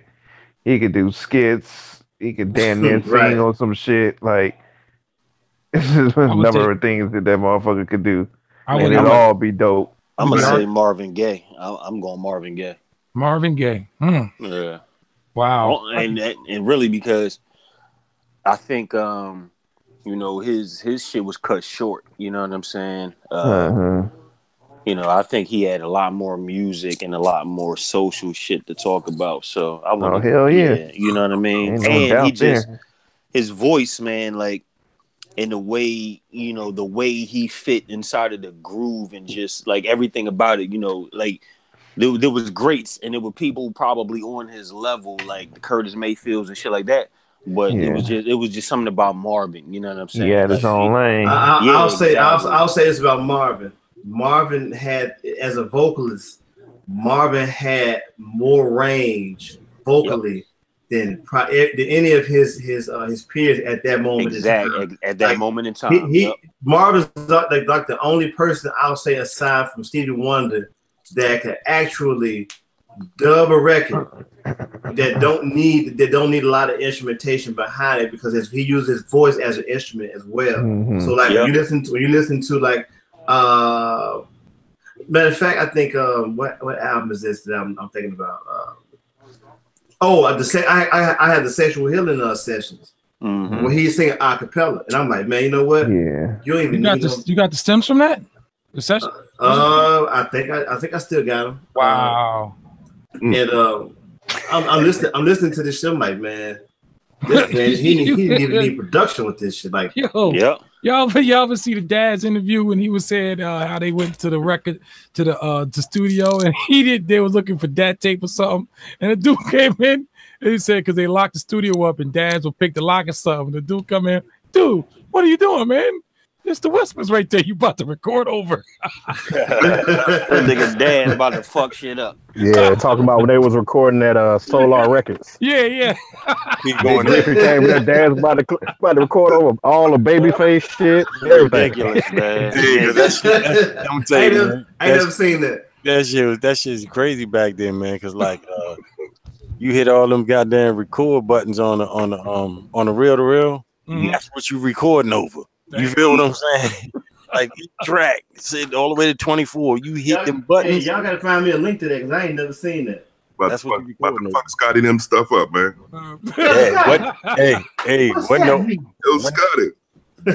Wasn't no undo either. Right. I picked Rock. All right. All right. Why? She talks about a lot of stuff that I like to hear. Okay. She's really got a I don't want to say that because that's possible. Adult voice. As long as you say pause. No. Adult voice, like I was gonna say, I like her rap voice. And on the spiritual vibe, so. Okay. That's what I'm looking for. Yeah. I can see you working with somebody. It's a lot of people that but a lot of people that a lot of people that you guys mentioned, I would work with them as well. But it's just, man, when I think about that firstborn second shit, man, like that shit is like. That was my shit too. Man, I'm telling you, being from Philly, bro, you don't even got to say no more, man. That shit. I was in the military when that shit came out. That shit bro. I was in Colorado when that dropped. And I know for like one song on that album that was very that's real. It touches home. Like sometimes I was going through that shit. When that album dropped, that shit, I was like, you know what, man? That was some real shit. If there was ever a song that identified my current situation, and that was it. And that song helped me get rid of that shit. Hey, you know what's crazy? Wait, what song you talking about? Sometimes. Oh yeah. I was going through some shit with my son at the time, and that Erykah Badu Mama's Gun. That shit got me through a lot of shit, bro. That shit was. But all that came out around the same time. That's the beauty. Was 2000, 2001. That shit was that Mama's Gun, dog. I mean that Mama's Gun. Oh my God, bro. So look, when he was like, my joint was For You. Love that shit. Oh yeah. Robin Steele. Yes. Yeah. That's the Dre joint. That's not Fast Lane. Yeah. That For You though, man, that was like some of the most funkiest. That shit was so. But you know what? Man. So I put Bilal in the same category as D'Angelo. No. The reason why I'm saying that is the level of greatness that the shit that he put out. Imagine if he would have kept putting things out. Like imagine both of them, D'Angelo and Bilal. Like because if you think about it, I mean, I think Bilal has maybe like 2 full projects in. Bilal got 4 projects. Yeah, full projects. I have to say that that D'Angelo is the thing that separates both of them is that D'Angelo is a musician, right? Not just a singer. Yeah, right. More. He relies more on the band, whereas though D'Angelo can sit down at any. He is the band. He's the band leader. You know what I'm saying? Yeah. Now, did y'all ever hear Questlove talking about how D'Angelo hated being the sexual object and all of that shit, and that was part of his downfall? Yeah. Which is crazy. Yeah, yo, you never heard that? Yo, you got to that. Yeah, like Questlove kind of broke this shit down. I mean, he might, at the time. I guess that's part of what helped him gain the weight, including with the accident. Man, I know he had the accident to gain the weight, but if you listen to Back to the Future on this Black Messiah album, he touches on that just a smidgen, but he like I forgot about Black Messiah. I didn't even think about that. Yeah, Black Messiah is a song called Back to the Future where he's talking about going back to Richmond and all that stuff. Seeing how dudes ain't changed, they still doing the same stuff. And he like he said, so if you're wondering what kind of shape I'm in, I hope it ain't my abdomen. that you're referring to. Yep. Man, I was like, okay. Yep. So it shows. It shows like even now when he did the SNL joint, man, like he ain't D'Angelo, he ain't Voodoo and D'Angelo, but he's still D'Angelo. Right. But the one thing that I'll give Bilal that I don't think D'Angelo has, that Bilal has that range, and only because Bilal is professionally trained. He's been able to do stuff with his voice. He got range. He got his range. And D'Angelo is just smooth with his. You know what I'm saying? I mean, because you got to think, like, when D'Angelo hit the scene, they were comparing him to Prince. And Marvin, but more Prince. More Prince, right. Yeah, more Prince because... you can tell, you can hear it in his music. Yeah, because Prince was a instrumentalist as well as a singer. You feel what I'm saying? And it's like whereas though some people they're good at one thing but good at another, like Alicia Keys. Nobody would really say Alicia Keys is the best singer, but combined with both of her talents, she is one of the best. You feel what I'm saying? No doubt. Just like D'Angelo, with his talents combined, he is one of the best. But I would love to work with her too, but now so basically, you put Beyonce in the room and put Alicia Keys in the room and tell them they can't do nothing else. Hurt you. It's gonna be a long night for Beyonce. No, Beyonce gonna actually out-sing Alicia Keys. Yeah, but she gonna have to do an acapella. She can't play no instruments. She will actually out-sing her though. You know what I'm saying? She will out-sing her. Yes, she will. Beyonce. Yes. Out-singing Alicia. Yeah. Beyonce out-sing Alicia. Yeah. Oh yeah, I mean, I'm gonna tell you. Let my wife hear that shit. It's a few people. It's a few people that Beyonce can't out-sing. But the thing about it is that because they're not sex symbols, sexy type of chicks. Yeah, they won't get that. They won't get that. They won't get those credentials. Like what's my girl name? Jasmine Sullivan. I think she would kill Beyonce, and I know for a fact that Jennifer Hudson would body Beyonce. Man, Rachel Farrell will body all of them. Let me tell you, Rachel Farrell, she's like Prince. She can sing in any octave, any tone, body any of them. You mean you Rochelle Farrell? Rochelle Farrell. Okay. Yeah, she ridiculous. Yeah, she's singing on that George Duke joint I posted not too long ago. It's like Take Six will body any group. Let me ask y'all something that's related to this. Mary J. Blige, she to me, I like Mary, but she's not always been that singer. What made her such a legend? Hip hop, brother. Hip hop. Yeah. Okay. It was Puffy being behind her, yo. I don't. But her voice, like it's like people that's like singers from yesterday that like Mavis Staple. Mavis Staple ain't the most smoothest vocalist, but she's effective and she sings with a lot of soul. That's like with Mary J. Blige. With her, it's not so much that she's doing a whole bunch of runs and stuff, but she's to the point. It's kind of like the old school singers like Denise LaSalle and singers like that where they're not gonna woo and argue with a whole bunch of vocal runs and high notes and in between. No, but they effective about conveying the message.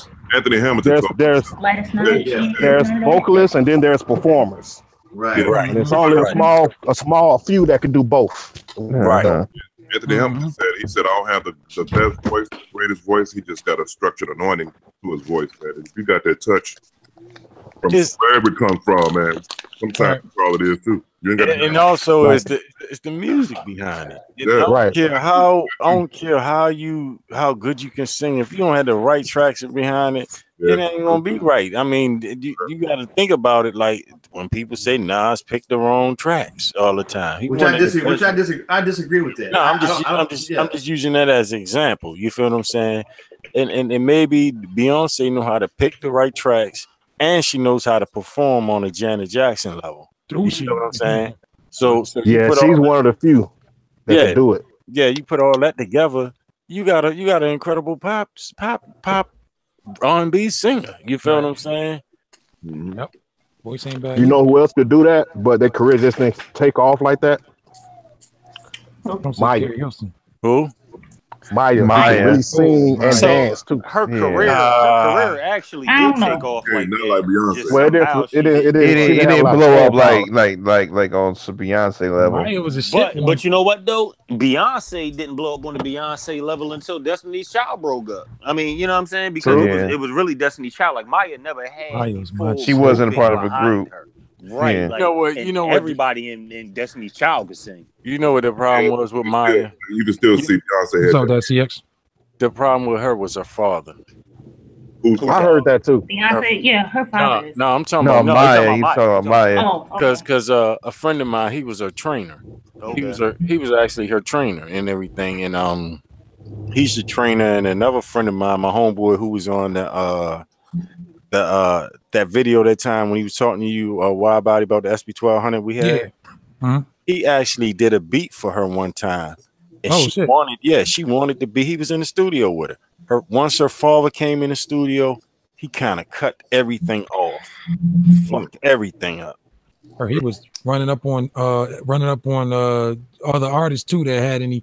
He was actually pulling up on motherfuckers, man. Her father. Yeah, because he had a lot of stuff going on. Because he had Drew Hill over in Baltimore too. He was dealing with them too. Where's Maya from? She from the DMV. Yeah.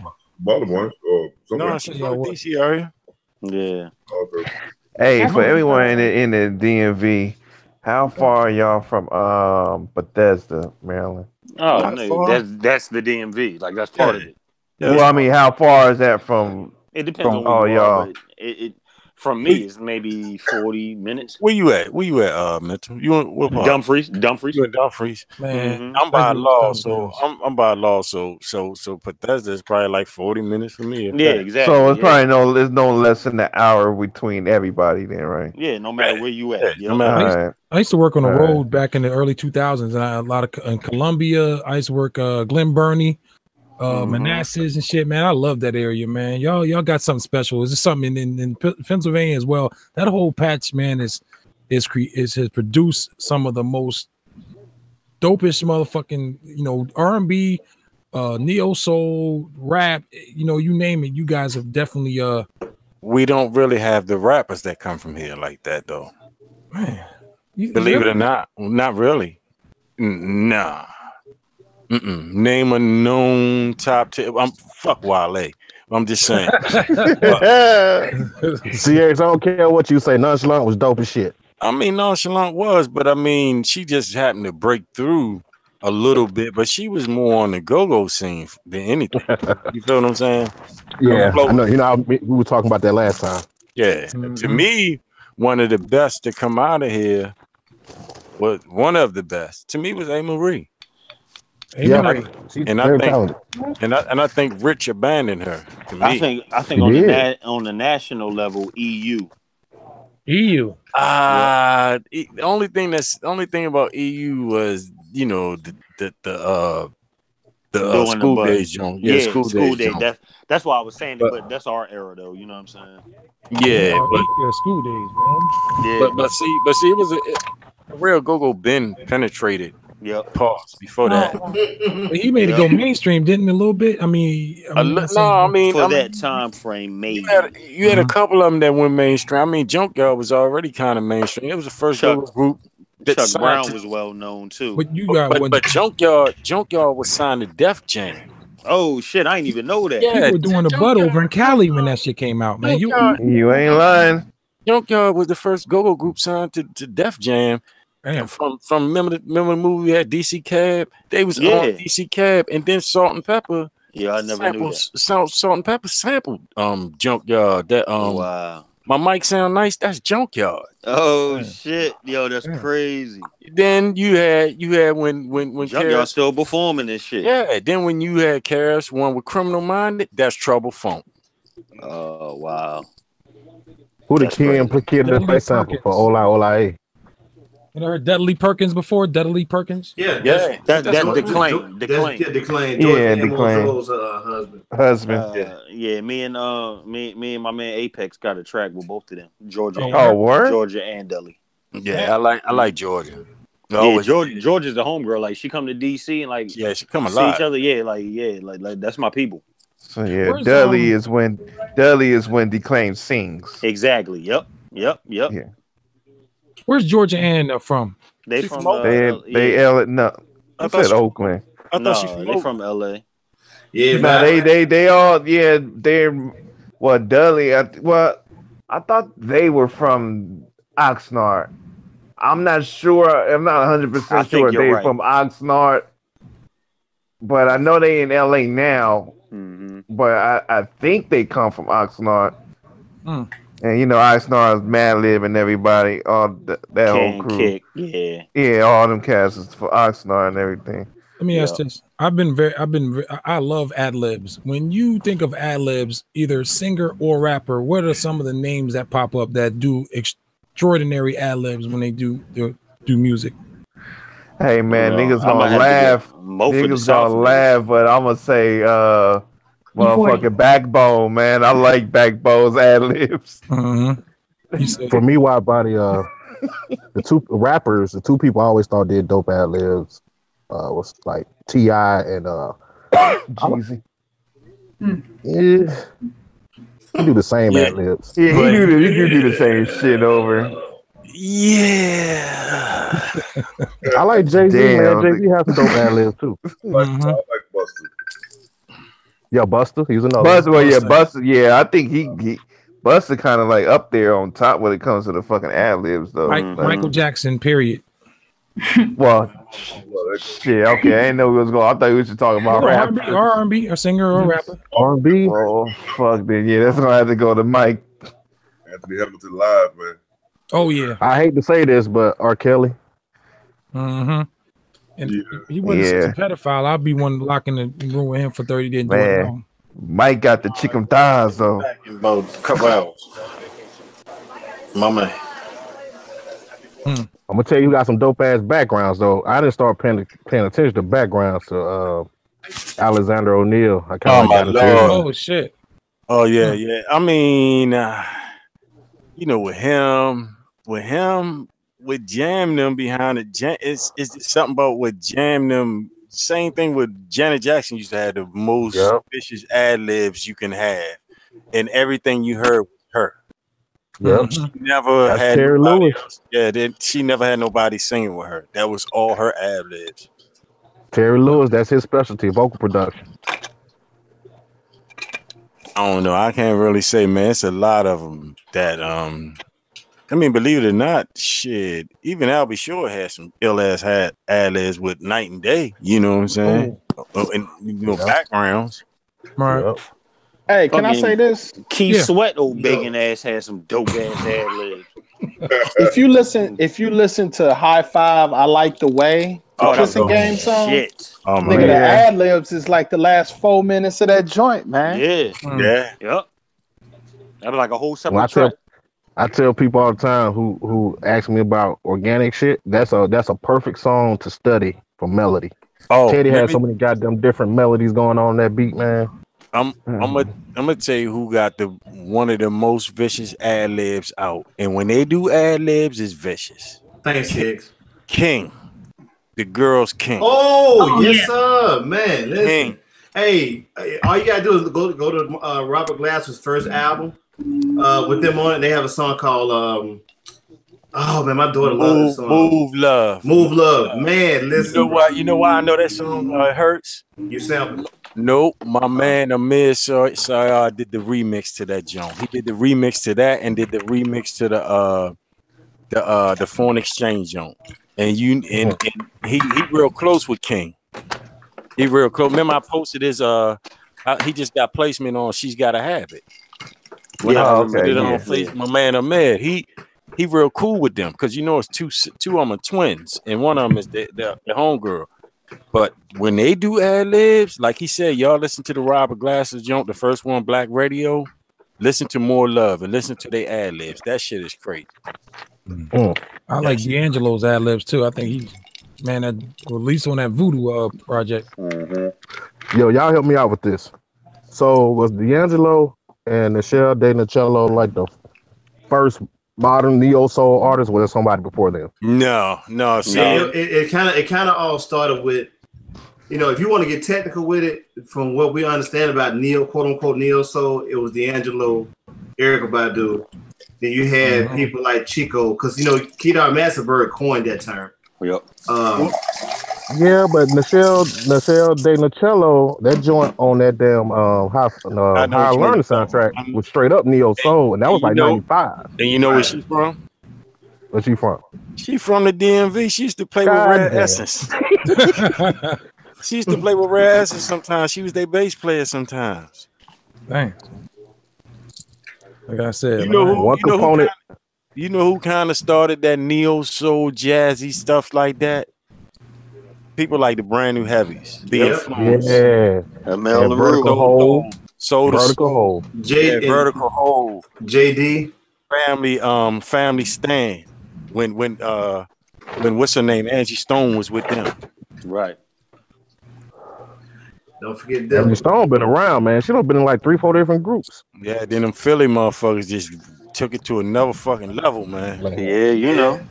I'm gonna tell you though, man. I'm gonna tell you, huff ass kids, man. The roots actually, man. Like listening to the roots growing up, you know, especially because I went backwards. I went from Do You Want More, then I went Illadelph Half-Life, but I ended up discovering Organics when I was working for Universal Music Warehouse or whatever, and I'm gonna tell you, like that soul shit, that to me, that was the blueprint for me to. I was like, man, I wanted to. Why come I can't do shit like this? You know, the soulfulness, like, you know, I first heard it the real soul stuff like through them and other groups, you know, like D'Angelo and, you know, Erykah Badu or whatnot. But the roots is just always, although they do a lot, they all over the place nowadays. Like their earlier works, man, like, you know, anything from, you know, Do You Want More to Illadelph, Half-Life, and even some parts of Things Fall Apart, like that soul, that soul shit, man, that it was all over. Half of the Organics album is fucking scat music. Music, right? Yeah. Let me tell you. Say What Man is my man. I love that's a perfect. Say What Man. I say what man. Yo, that was oh my god. Hey, you know, a lot of it come from like the Norman Connors era. You feel what I'm saying? The Gene Con era, and even some of the Jones Girl stuff. You feel what I'm saying? Like that's so in Sylvia. A lot of people don't know Sylvia Rhone, who had the label Sugar Hill. She had an album. Feel what I'm saying? Pillow Talk, all that shit. That's right. Sure did. Man. Angie Stone was in the first female rap group on that label. Sequence. Damn. Yeah, she was in Sequence. Funk You Right On Up. Wow. And still can't get no love, man. So I mean, a lot of them, like Angie Stone, them was like kind of like the starters of that neo soul movement with Family Stand, Vertical Hold, and all them groups are the ones who kind of pushed it forefront. Yeah. And then like when the kind of our generation got hold of it, we added the hip hop element to the soul, and that's what did it. Mm-hmm. That's why I think What They Do, that was a very important record for hip hop. For the Roots. You talking about the Roots joint? Yeah. Because at the time there was nothing on the radio that sounded like that. And it was so undeniable that you had, like, even the people who wanted to hate on it couldn't. Like, you couldn't hate on that joint. That shit didn't get a lot of run everywhere though. It was coming. Shit, in Alabama, it was a hit. I'm telling you, everybody was playing that shit. I'm glad you said that because I never knew that. I didn't think niggas in the South was fucking with the Roots. Shit. I'm talking about the girls who wear the skimpiest clothes was jamming to that shit. Oh, it was coming. It was coming because once, you know, we started making beats back then using jazz records. Right. It was only a matter of time before the actual soul of it started coming because we went from soul to jazz beats. Then you know what I'm saying? Yo, I gotta turn WIDEBODY screen off, man. Hold up. And I tell you this, Mental. I tell you this, like, this is how I know when a hip hop record is really good. When my mom asks me about it, because she can't stand rap to save her life. But every now and then, want to come along, she'll say, "Who is that?" And she asked me about that. Who is that? That's this group called The Root. I like that. Man. Hell yeah, man. Because it's something that spoke to her soul. You know what I'm saying? Right. You know it's crazy. You know it's crazy. I remember back in the day, man. I would be over my mother's house. I had a studio in her house as well, and I used to sample the 808 into the SB 1200, and that shit would loop like non-ending loop. And that shit will rock the walls. And my mom be banging on the wall. Turn that goddamn bass down. The only other group. Oh, go my bad. No, what? I was just gonna say the only other group she asked me about during that era was Arrested Development. They had that song. Mr. Wendell. Not Tennessee. Not Mr. Wendell. It was the Take Me to Another. Oh, yo, that was my shit. Yeah. She asked me about them. Tennessee. You got real Tennessee. We were sampling a whole lot of soul records that they already knew. You know what I'm saying? Right. But then you had little kids dancing off Hammer shit. Like you know what I'm saying? Man, y'all can't say nothing wrong about no motherfucking Hammer, man. That's my dude. That's Oaktown's finest, man. That's my dude. I was fucking with Hammer definitely on the first album, the second album. Then it got to be a little too much. And I think I started getting into the gangster shit by that third album. Man, you know what? Like, I was rocking with Hammer all the way up till fucking Pumps in the Bump. And then even when they... Hey, but that ain't funny though. Let me tell you why. Because mental right. Because when he got the Pumps and the Bumps, he came back down. Yeah, that was his comeback. That was his comeback. Yeah. Yep, exactly, man. Like, that's why whenever people be trying to hate on Hammer, like, yo, I don't remember anybody during that time frame disliking Hammer. Like, so he wasn't disliked for here at least. Yo, it was kind of like some of these niggas talk about him today, like that. But you know what? Hey, I'm gonna tell y'all something though, real spit.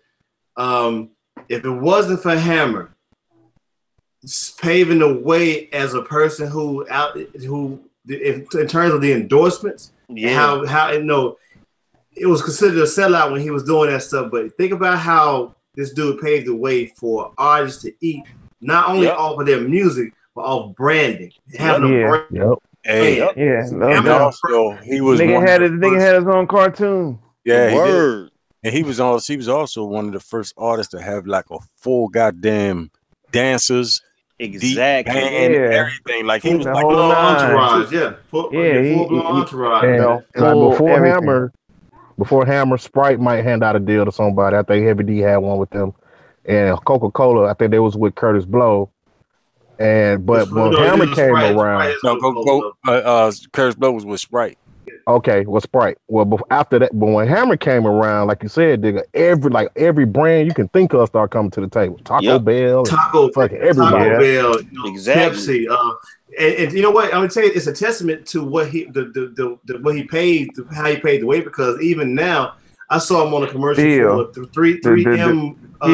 The wall strips thing. The wall strips stuff. And it's like, regardless if you was, because I'm gonna tell you, so as a kid growing up, dude. But he got a Skittles commercial too.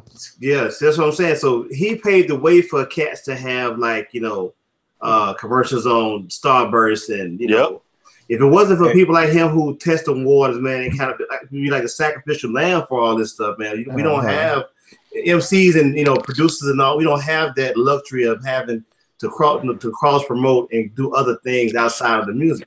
And I'm about to say some real shit. Not only that, we can't forget Kid and Play.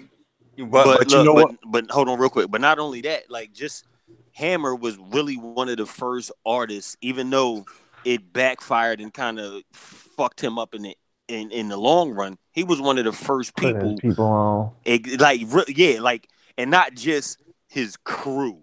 Like, family. Hammer tried to put everybody. The whole block. He put the whole neighborhood, not the block, but the whole fucking neighborhood. He tried to put Oakland on, like, but you know what? Besides NWA, I'm saying besides NWA, who had spinoffs, who kind of became successful, Hammer was, because in the record business, it's hard to have spinoffs that become successful. Right. You know, Ludacris tried it with his crew. Yeah. That's why nobody has ever been big. But the only difference though, CX though, with that, what you just said is like you're right. Bustin' had it, Luda had it, but the thing about it is them guys didn't give themselves they didn't put enough behind their artists because Hammer had B&B, he had 357. That's what I'm ready to say. That's what I'm trying to say. Like a lot of them dudes. Say nothing, RTL. They Jones didn't jump off like that. Like DTP, yeah. That shit didn't jump off. Cause how do you let a Rock Marcy go, bro? Like how do you not further that dude's career under your umbrella like that? Man, I don't know. I think it was something about the West Coast at that time. Cause it's like I guess it's because all eyes was on them for that whole decade, and like everything that was coming from somebody else, from a known like NWA, shit. When DOC came, oh shit, we know that's DOC. When Above the Law came, oh that's Above the Law. Yes, you know what I'm saying. A lot of that had to do with the fact that with the exception of Hammer, who was signed to Capitol, a lot of those groups like NWA and Ice Cube and all them, they were signed to independent labels like Priority and Relativity, and they allowed them to do more. As opposed to somebody signed a Def Jam, but it wasn't maybe squeezing the budgets. But see, and also what I'm saying is, it really didn't matter what label they were signed to. It was just happening because DJ Quick, he was doing this shit. Then Second to None pop up. You feel what I'm saying? Like Profile Record. Back to the fucking Hotel was my shit. You know what I'm saying? Oh my god! They were looking for the next one. And it's like also too. Remember when Muggs and them was in 702, and then he left 702, went to House of Pain. I mean, went to House. No, he went. He went to Cypress. He went to Cypress. He went to Cypress, and then Cypress blew up. Then he went from Cypress to Soul Assassins. Then House of Pain. Hey, did y'all at that time did the Mr. Graham video get played out there for y'all? Yep. Okay. That was played in Philly a lot. Okay. And Don't Smoke. Before we get too far away from Hammer, if Hammer had done what he did, you know who would have got all those accolades. Yeah, you're breaking up. You're breaking up, Dixie. Damn. Can you hear me now?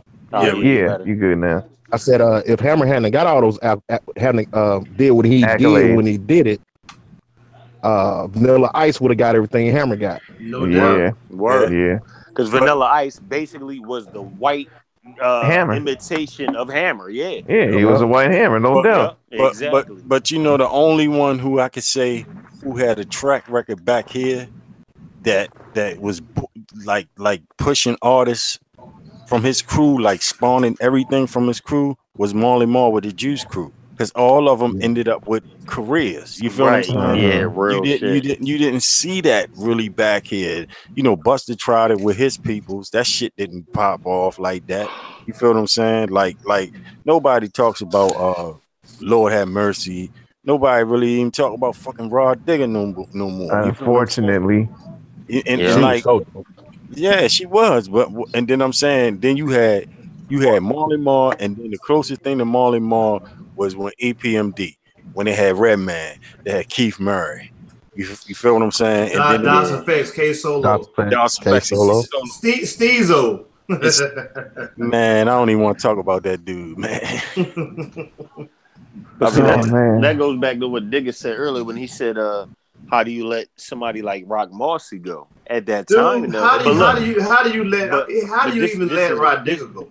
But this is why I was going to say this is why, because at that time, damn near 95% of the industry was spitting. Like, he wasn't even the hardest spitter in that crew. Like, Rod Digger at the time would have probably bodied Rock Moss, and then she might still body him now. And I'm not saying that it's definite, but that's how hard everybody was spitting. Like, to me, Lord Have Mercy was the best nigga in Flip Mode, because not only did he have lyrics and style, he had the fucking voice. Yeah, he had the voice. You know, and he was using it as an instrument. Like, Busta was doing the same thing, but Lord Have Mercy was on like just a whole nother spectrum of ill shit. You know what I'm saying? But you know what? I shouldn't even compare the West Coast to the East Coast because a lot of them artists out there, they was going fucking platinum just out there. Just out there, yes. You feel what I'm saying? Same with the South, yeah. Yeah, out the West perfected that shit. You feel what I'm saying? The independent scene is unmatched. Like that in the South, you can't touch it, man. You can go platinum without even leaving your region. Yeah. I remember cats coming out here just to go independent and try to blow up out here. Didn't Master P get his start in California? Yeah, he did. Yeah, he was in Richmond. Exactly. But I mean, even after that, I'm saying like fucking 2000s and shit. Like I would be like selling my oils or whatnot and be in front of Rasputin's, and it'd be like at least 10 niggas in front of Rasputin's selling their CDs on the daily. Like motherfuckers ain't from the Bay at all. Like motherfuckers be from Chattanooga or somewhere, just somewhere not in from the Bay, but getting their hustle on, they making a name for themselves. Cause we was always all about the whole independent shit. Like it's always been that. Like I said, when I was little, I remember seeing Too Short selling the tapes at a Royal Park. And that's literally the was thing. there seeing that shit. Why doesn't the East Coast, like the East Coast has never had an independent presence like the South and the West? I mean, up and down from north, you know what I'm saying? From north to south on the East Coast, that shit just doesn't exist like that. There's because you got to realize that, everything. I kind of got an answer for that too. Go ahead, see. I got an answer for that too. Everything was centralized in New York. Yep. All the labels, everything was centralized in New York. Right? You know what I'm saying? So they had a grip on everything. Yeah. You know what I'm saying? And like back here, our thing was to get signed to a label. We weren't looking at the independent route. There was no independent labels like that. You got Def Jam 2 blocks down the street from where you live. I mean, it's much easier just to do that, But the South, a lot of the cats down, where I'm from, they did it out of necessity. I mean, there are no major labels down there, so if the only way you could break yourself was hitting the clubs, and it's going hand to hand. And then here, it was like everything, especially at that time, everything was always East Coast or whatnot. So if you wasn't an East Coast artist, you wasn't gonna get brought out like that. So motherfuckers had no choice but to say fuck it and do it themselves. Right. Yeah, which they learn the business. Learn the business that way too, though. Yeah, learn how to deal with mom and pop stores. Exactly. Learn all distribution channels. Yeah, right, man. Go fuck them out, shit. Any liquor store, period. You know what I mean? Motherfuckers out there got their shit promoted in front at the damn liquor store. No, that shit wasn't happening back here like that. Y'all didn't have that? Like, go to the liquor store, motherfuckers got their flyers out in front of it, selling their CDs and shit. Like that around here. Oh, word? Damn. No, niggas on some flashy glitz and glam shit. Like, you got to be up in them offices. Yeah. Trying to get that motherfucking standing outside the Def Jam fucking if you can make it upstairs, you know what I'm saying? Not even now. It's not like that. I mean, now it's different. You got fucking Lil Johnny out there. He done made some beats with Fruity Loops, and they stand out in front of goddamn Wawa, some crazy shit selling. Well, I'm saying CDs. Like, say if you go to any old, like, I'm just saying bodega or any liquor store or whatever, you don't have like your average your neighborhood superstar or whatever who got a CD out. He ain't got his shit. He ain't got the cats at the bodega selling the CDs.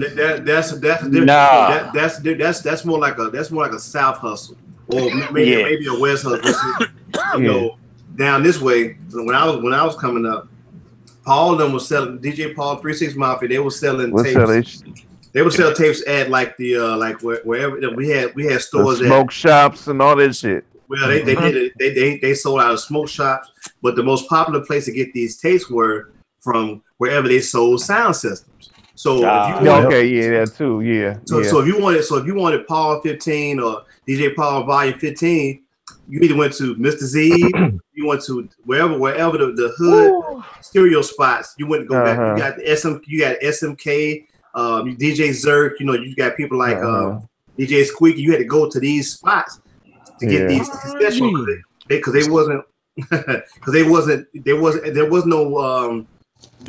was no putting them in Best Buy or Circuit City at the time. So they wasn't doing none of that back. Right, we had official record stores. Yeah, like Tower Records. But that was the hustle. See, the thing about the thing that makes a lot of cats who are from the South, because there's a certain hustle that a Southern nigga has that nobody else has.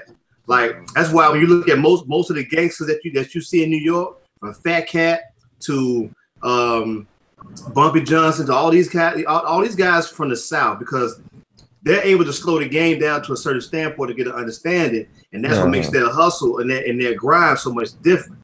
Like when you live in the big city, you feel kind of like some cats feel entitled, like, well, you know, whatever. But it's always that Southern dude that come out the woodwork and be like, okay. Cause ain't that where Frank Lucas was from the South? Frank Lucas from South Carolina, North Carolina, rather. So that's what I'm saying. Like the Southern dudes hustle and grind at a different frequency than people anywhere else. Now, and I'll say the West Coast is kind of similar to that degree as well. They look at the long term more so than but it's also a self-reliant thing. It's like a pride. I'm like a pride thing almost. You know, like, well, I'm gonna get my money on my, you know, like this. I ain't gonna depend on nobody. It's like, I mean, I see what you're saying. I mean, and you're absolutely right. You feel what I'm saying? You're absolutely right. But I mean, you know, up the northern cast, like up here, we always had different schemes of doing things. Like dudes back then were like, okay, all right, we're gonna get the barcodes and everything on it, blah. And then they would send people in the store. The dude got a couple of hours, he got $100,000. He like, we're going in and buy up all the CDs. You feel what I'm saying? So to make it look like legitimate shit. Yeah, make it look like you sold all that shit. See, that's the type of shit they was doing. But even outside of music though, like before me, like I remember watching my uncles do it, and then I did it, you know, coming up. Like you go get a hustle, like and it's a different dynamic when you in an area where everybody kind of know everybody. You know, there's this whole built-in safety net, so you ain't got to worry about nobody robbing you and shit. So you can go, you know, wash somebody's car, and they know you ain't gonna drive off with the shit. You know what I'm saying? Or you can go cut somebody's grass, you ain't gonna break in their house. You know, so like sometimes, especially in my town, shit, you go walk up the road, have like 10 jobs. And come back home with over $100 in your pocket. Whereas I lived here in St. Louis, it's different. Like, first of all, once I make it to somebody's doorstep, they might just pull a gun on me. Who the fuck are you? What you doing on my doorstep? You know what I'm saying? Right. You know. But you know, it just be different dynamics of where you live. Yeah. And I think the East in general was always a lot more competitive, more so than every other region. Every other region was more like, all right, fuck it, we all out here. We can all get this money. Where everybody on the East, from the North to the South, on the East side was like, no, this nigga getting money, I need to get more. Fuck him. Yeah. You know what I'm saying? Like, it's still that way. Like, just the crab ass mentality, man. Yeah, and I mean, you got a lot of, I mean, I put it to you like this. You got a lot of them out. You got a lot of them that's out here. Believe it or not, people get it misconstrued that people in the city don't know each other. You feel what I'm saying? You'd be surprised that the 360 degrees of separation that happen. Yeah, really, bro. You know what I'm saying? Like I could say, well, you know, I may not know Mental, but Mental may know my cousin in Southeast, and we know the same damn people. Right. Mm-hmm. Yeah. You feel what I'm saying? It happens, and then my people see my people see me, and I see my peoples with Mental. I'm like, damn, you know him? They're like, yeah, that's my man. You know, shit like that. That's how it usually happens.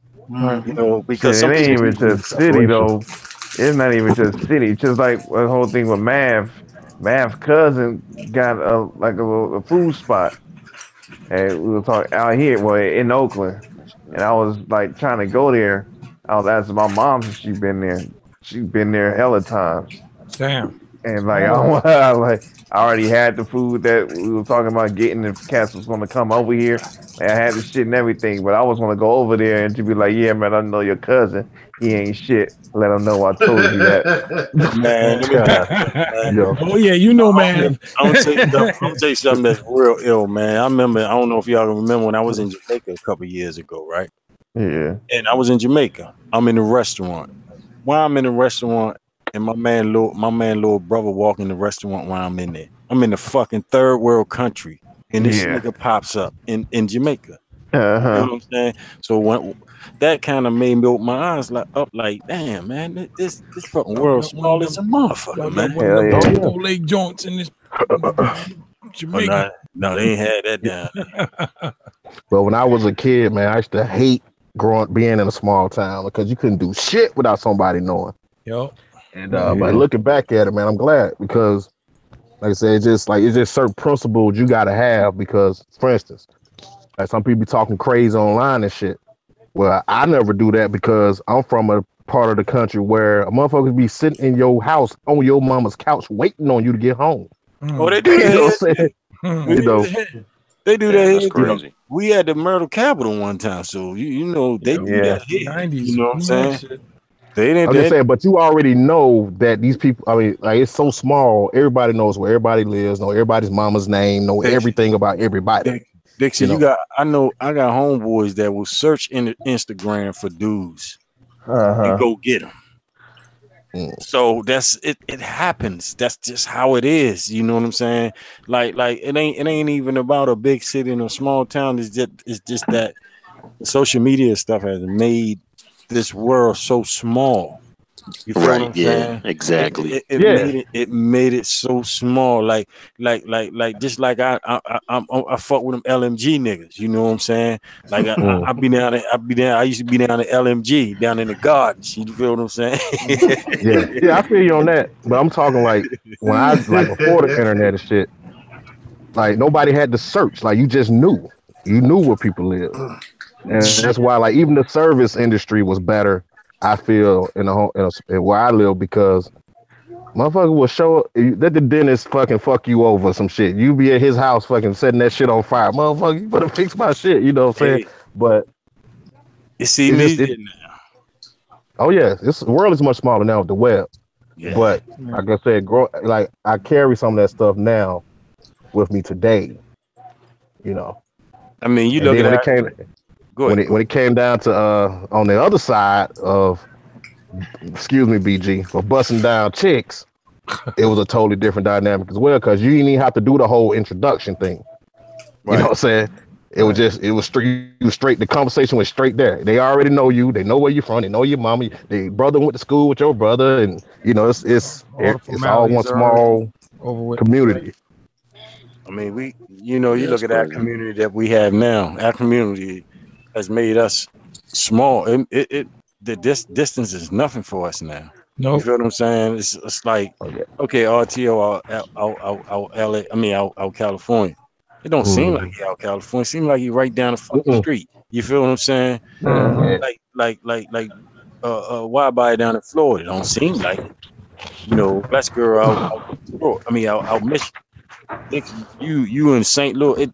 The shit has been made to be so small now, man.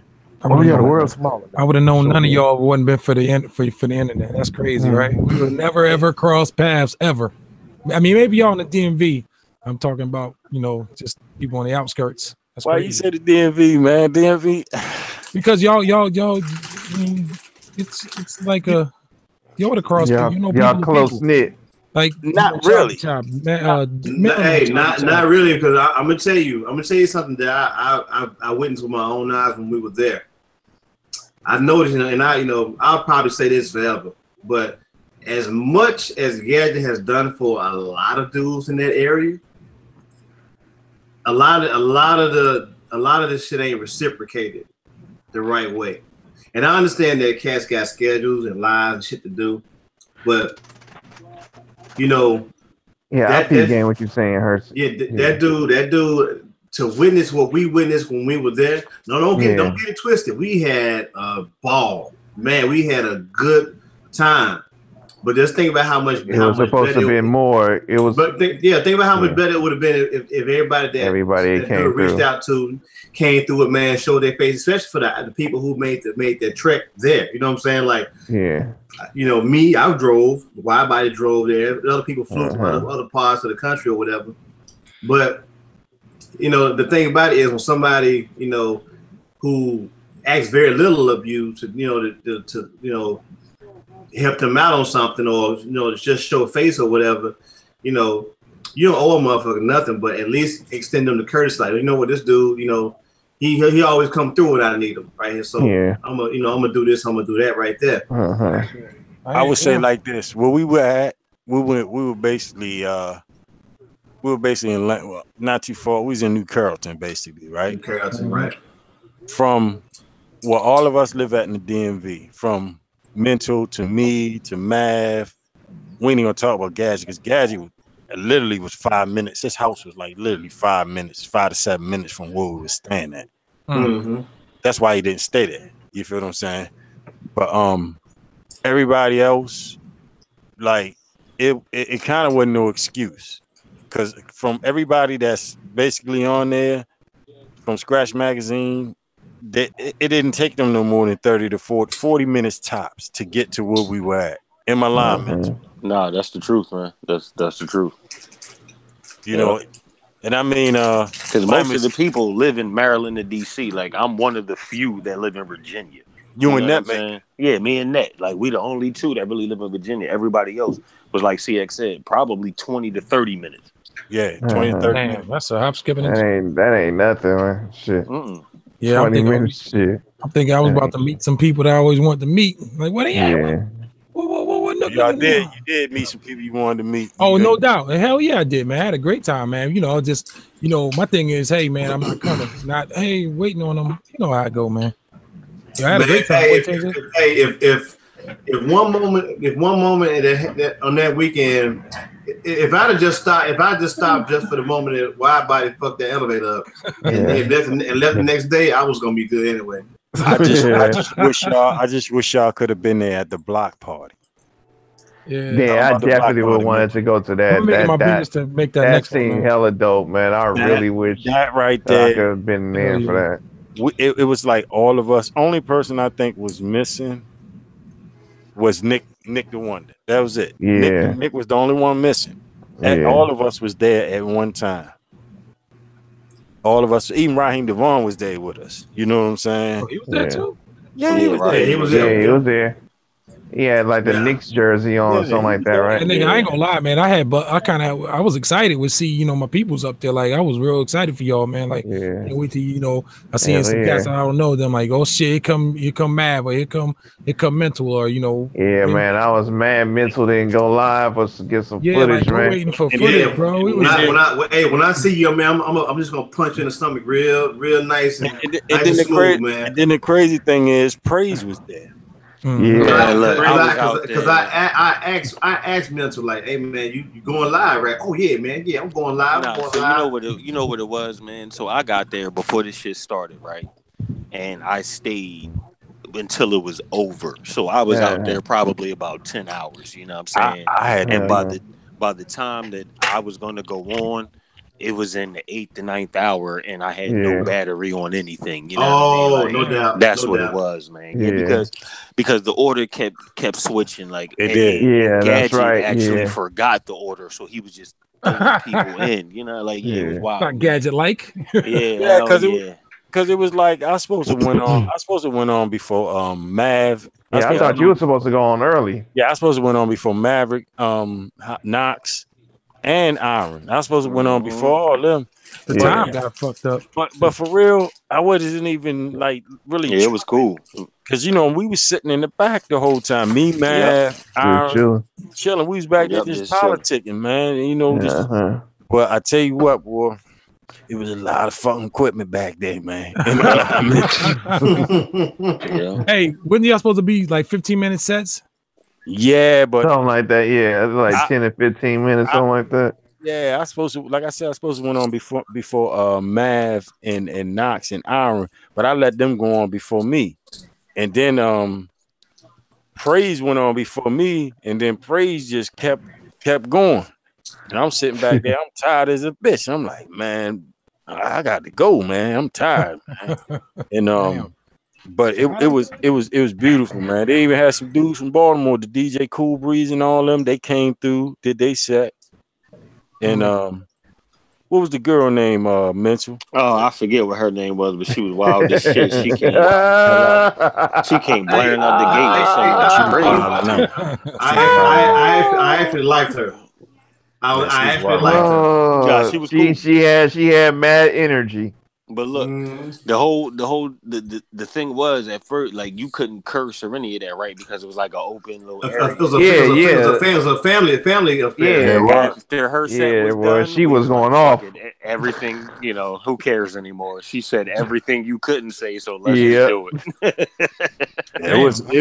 It was nice though, man. It was real nice, man. And you know, even Heck came through too. He was there. Sinai was there. Everybody was there. Mm-hmm. Only person who was missing was like Nick the Wonder. He was the only one that was missing. You know, and Early Reed, that was it. I want to spectate. I want to next one, man. I'm trying to make my business to get up there. We're gonna have you do another one. I think that'd be. I'm gonna check something out. What really fucked me up was when Sam Poetry showed up. I was like, Sam, I said, man, you drove from Cleveland up here? He was like, man, CX, I can't believe I'm meeting you, man. I'm like, shit, man, I can't believe I'm meeting you. Arsenio Hall, let's see, she drive different Cleveland to LA. She do the Arsenio Hall. I can't believe I'm meeting you. I mean, like I said, man, everybody, oh shit. Nick the Wonder and Logic Bomb was missing too as well. Yeah. Hey guys, how you doing? I know you doing. I know I got the impersonation game. Oh man, I think me and Logic Bomb gonna do that battle too. Man, don't do that, man. Why? Because he got enough backup NPCs now. Yeah, that's my dude right there. That's my man for real. I remember when Logic Bomb did that in store, and I would say to CX like, "Yo, man, CX, man, jump on that 5,000, man." Nah, man, I'm gonna let him get his shit off, man. I'm gonna let him get his shit off. I turned around CX. I was like, "Here you go, get that motherfucker, man." No, that shit was over with when I jumped on it. Oh hell yeah! Pause that shit though. Yeah, pause it. All right, goddamn it, it's gonna be the show. It's 11:42. Do you know what your children are? Shit, doing a paper. I was gonna wrap it up for this edition of Talk That Stuff, number 79. I'd like to thank everybody in the chat. Yona was. Oh shit! What's up, Yona? Rasinkin, I don't care. I gotta get his name right. But Yona, big shout out to Yona in the chat. Mental the guy, CX the producer, Davenport. Tay Lee, Dixie Freely, Mr. Wallace, RTO Beats, and That Blitz Girl. Join us next week for Talk That Stuff, the 80th episode, the 80th podcast of Talk That Stuff, number 80. Hope to have something in store for everybody. Please be sure to tune in, 9 p.m. Eastern Standard Time. Once again, 9 p.m. got the live chat. If you like what you see here, please like and subscribe. Hit that notification button. Any ideas, any suggestions, or if you just like to be on the panel, please hit me up at adswide@gmail.com, as well as Yahoo, DJ WIDEBODY on Instagram, and WIDEBODY So Well on YouTube. On a peace on three. Peace on three. 1, 2, 3. Hey. Peanut butter and jelly. Hey.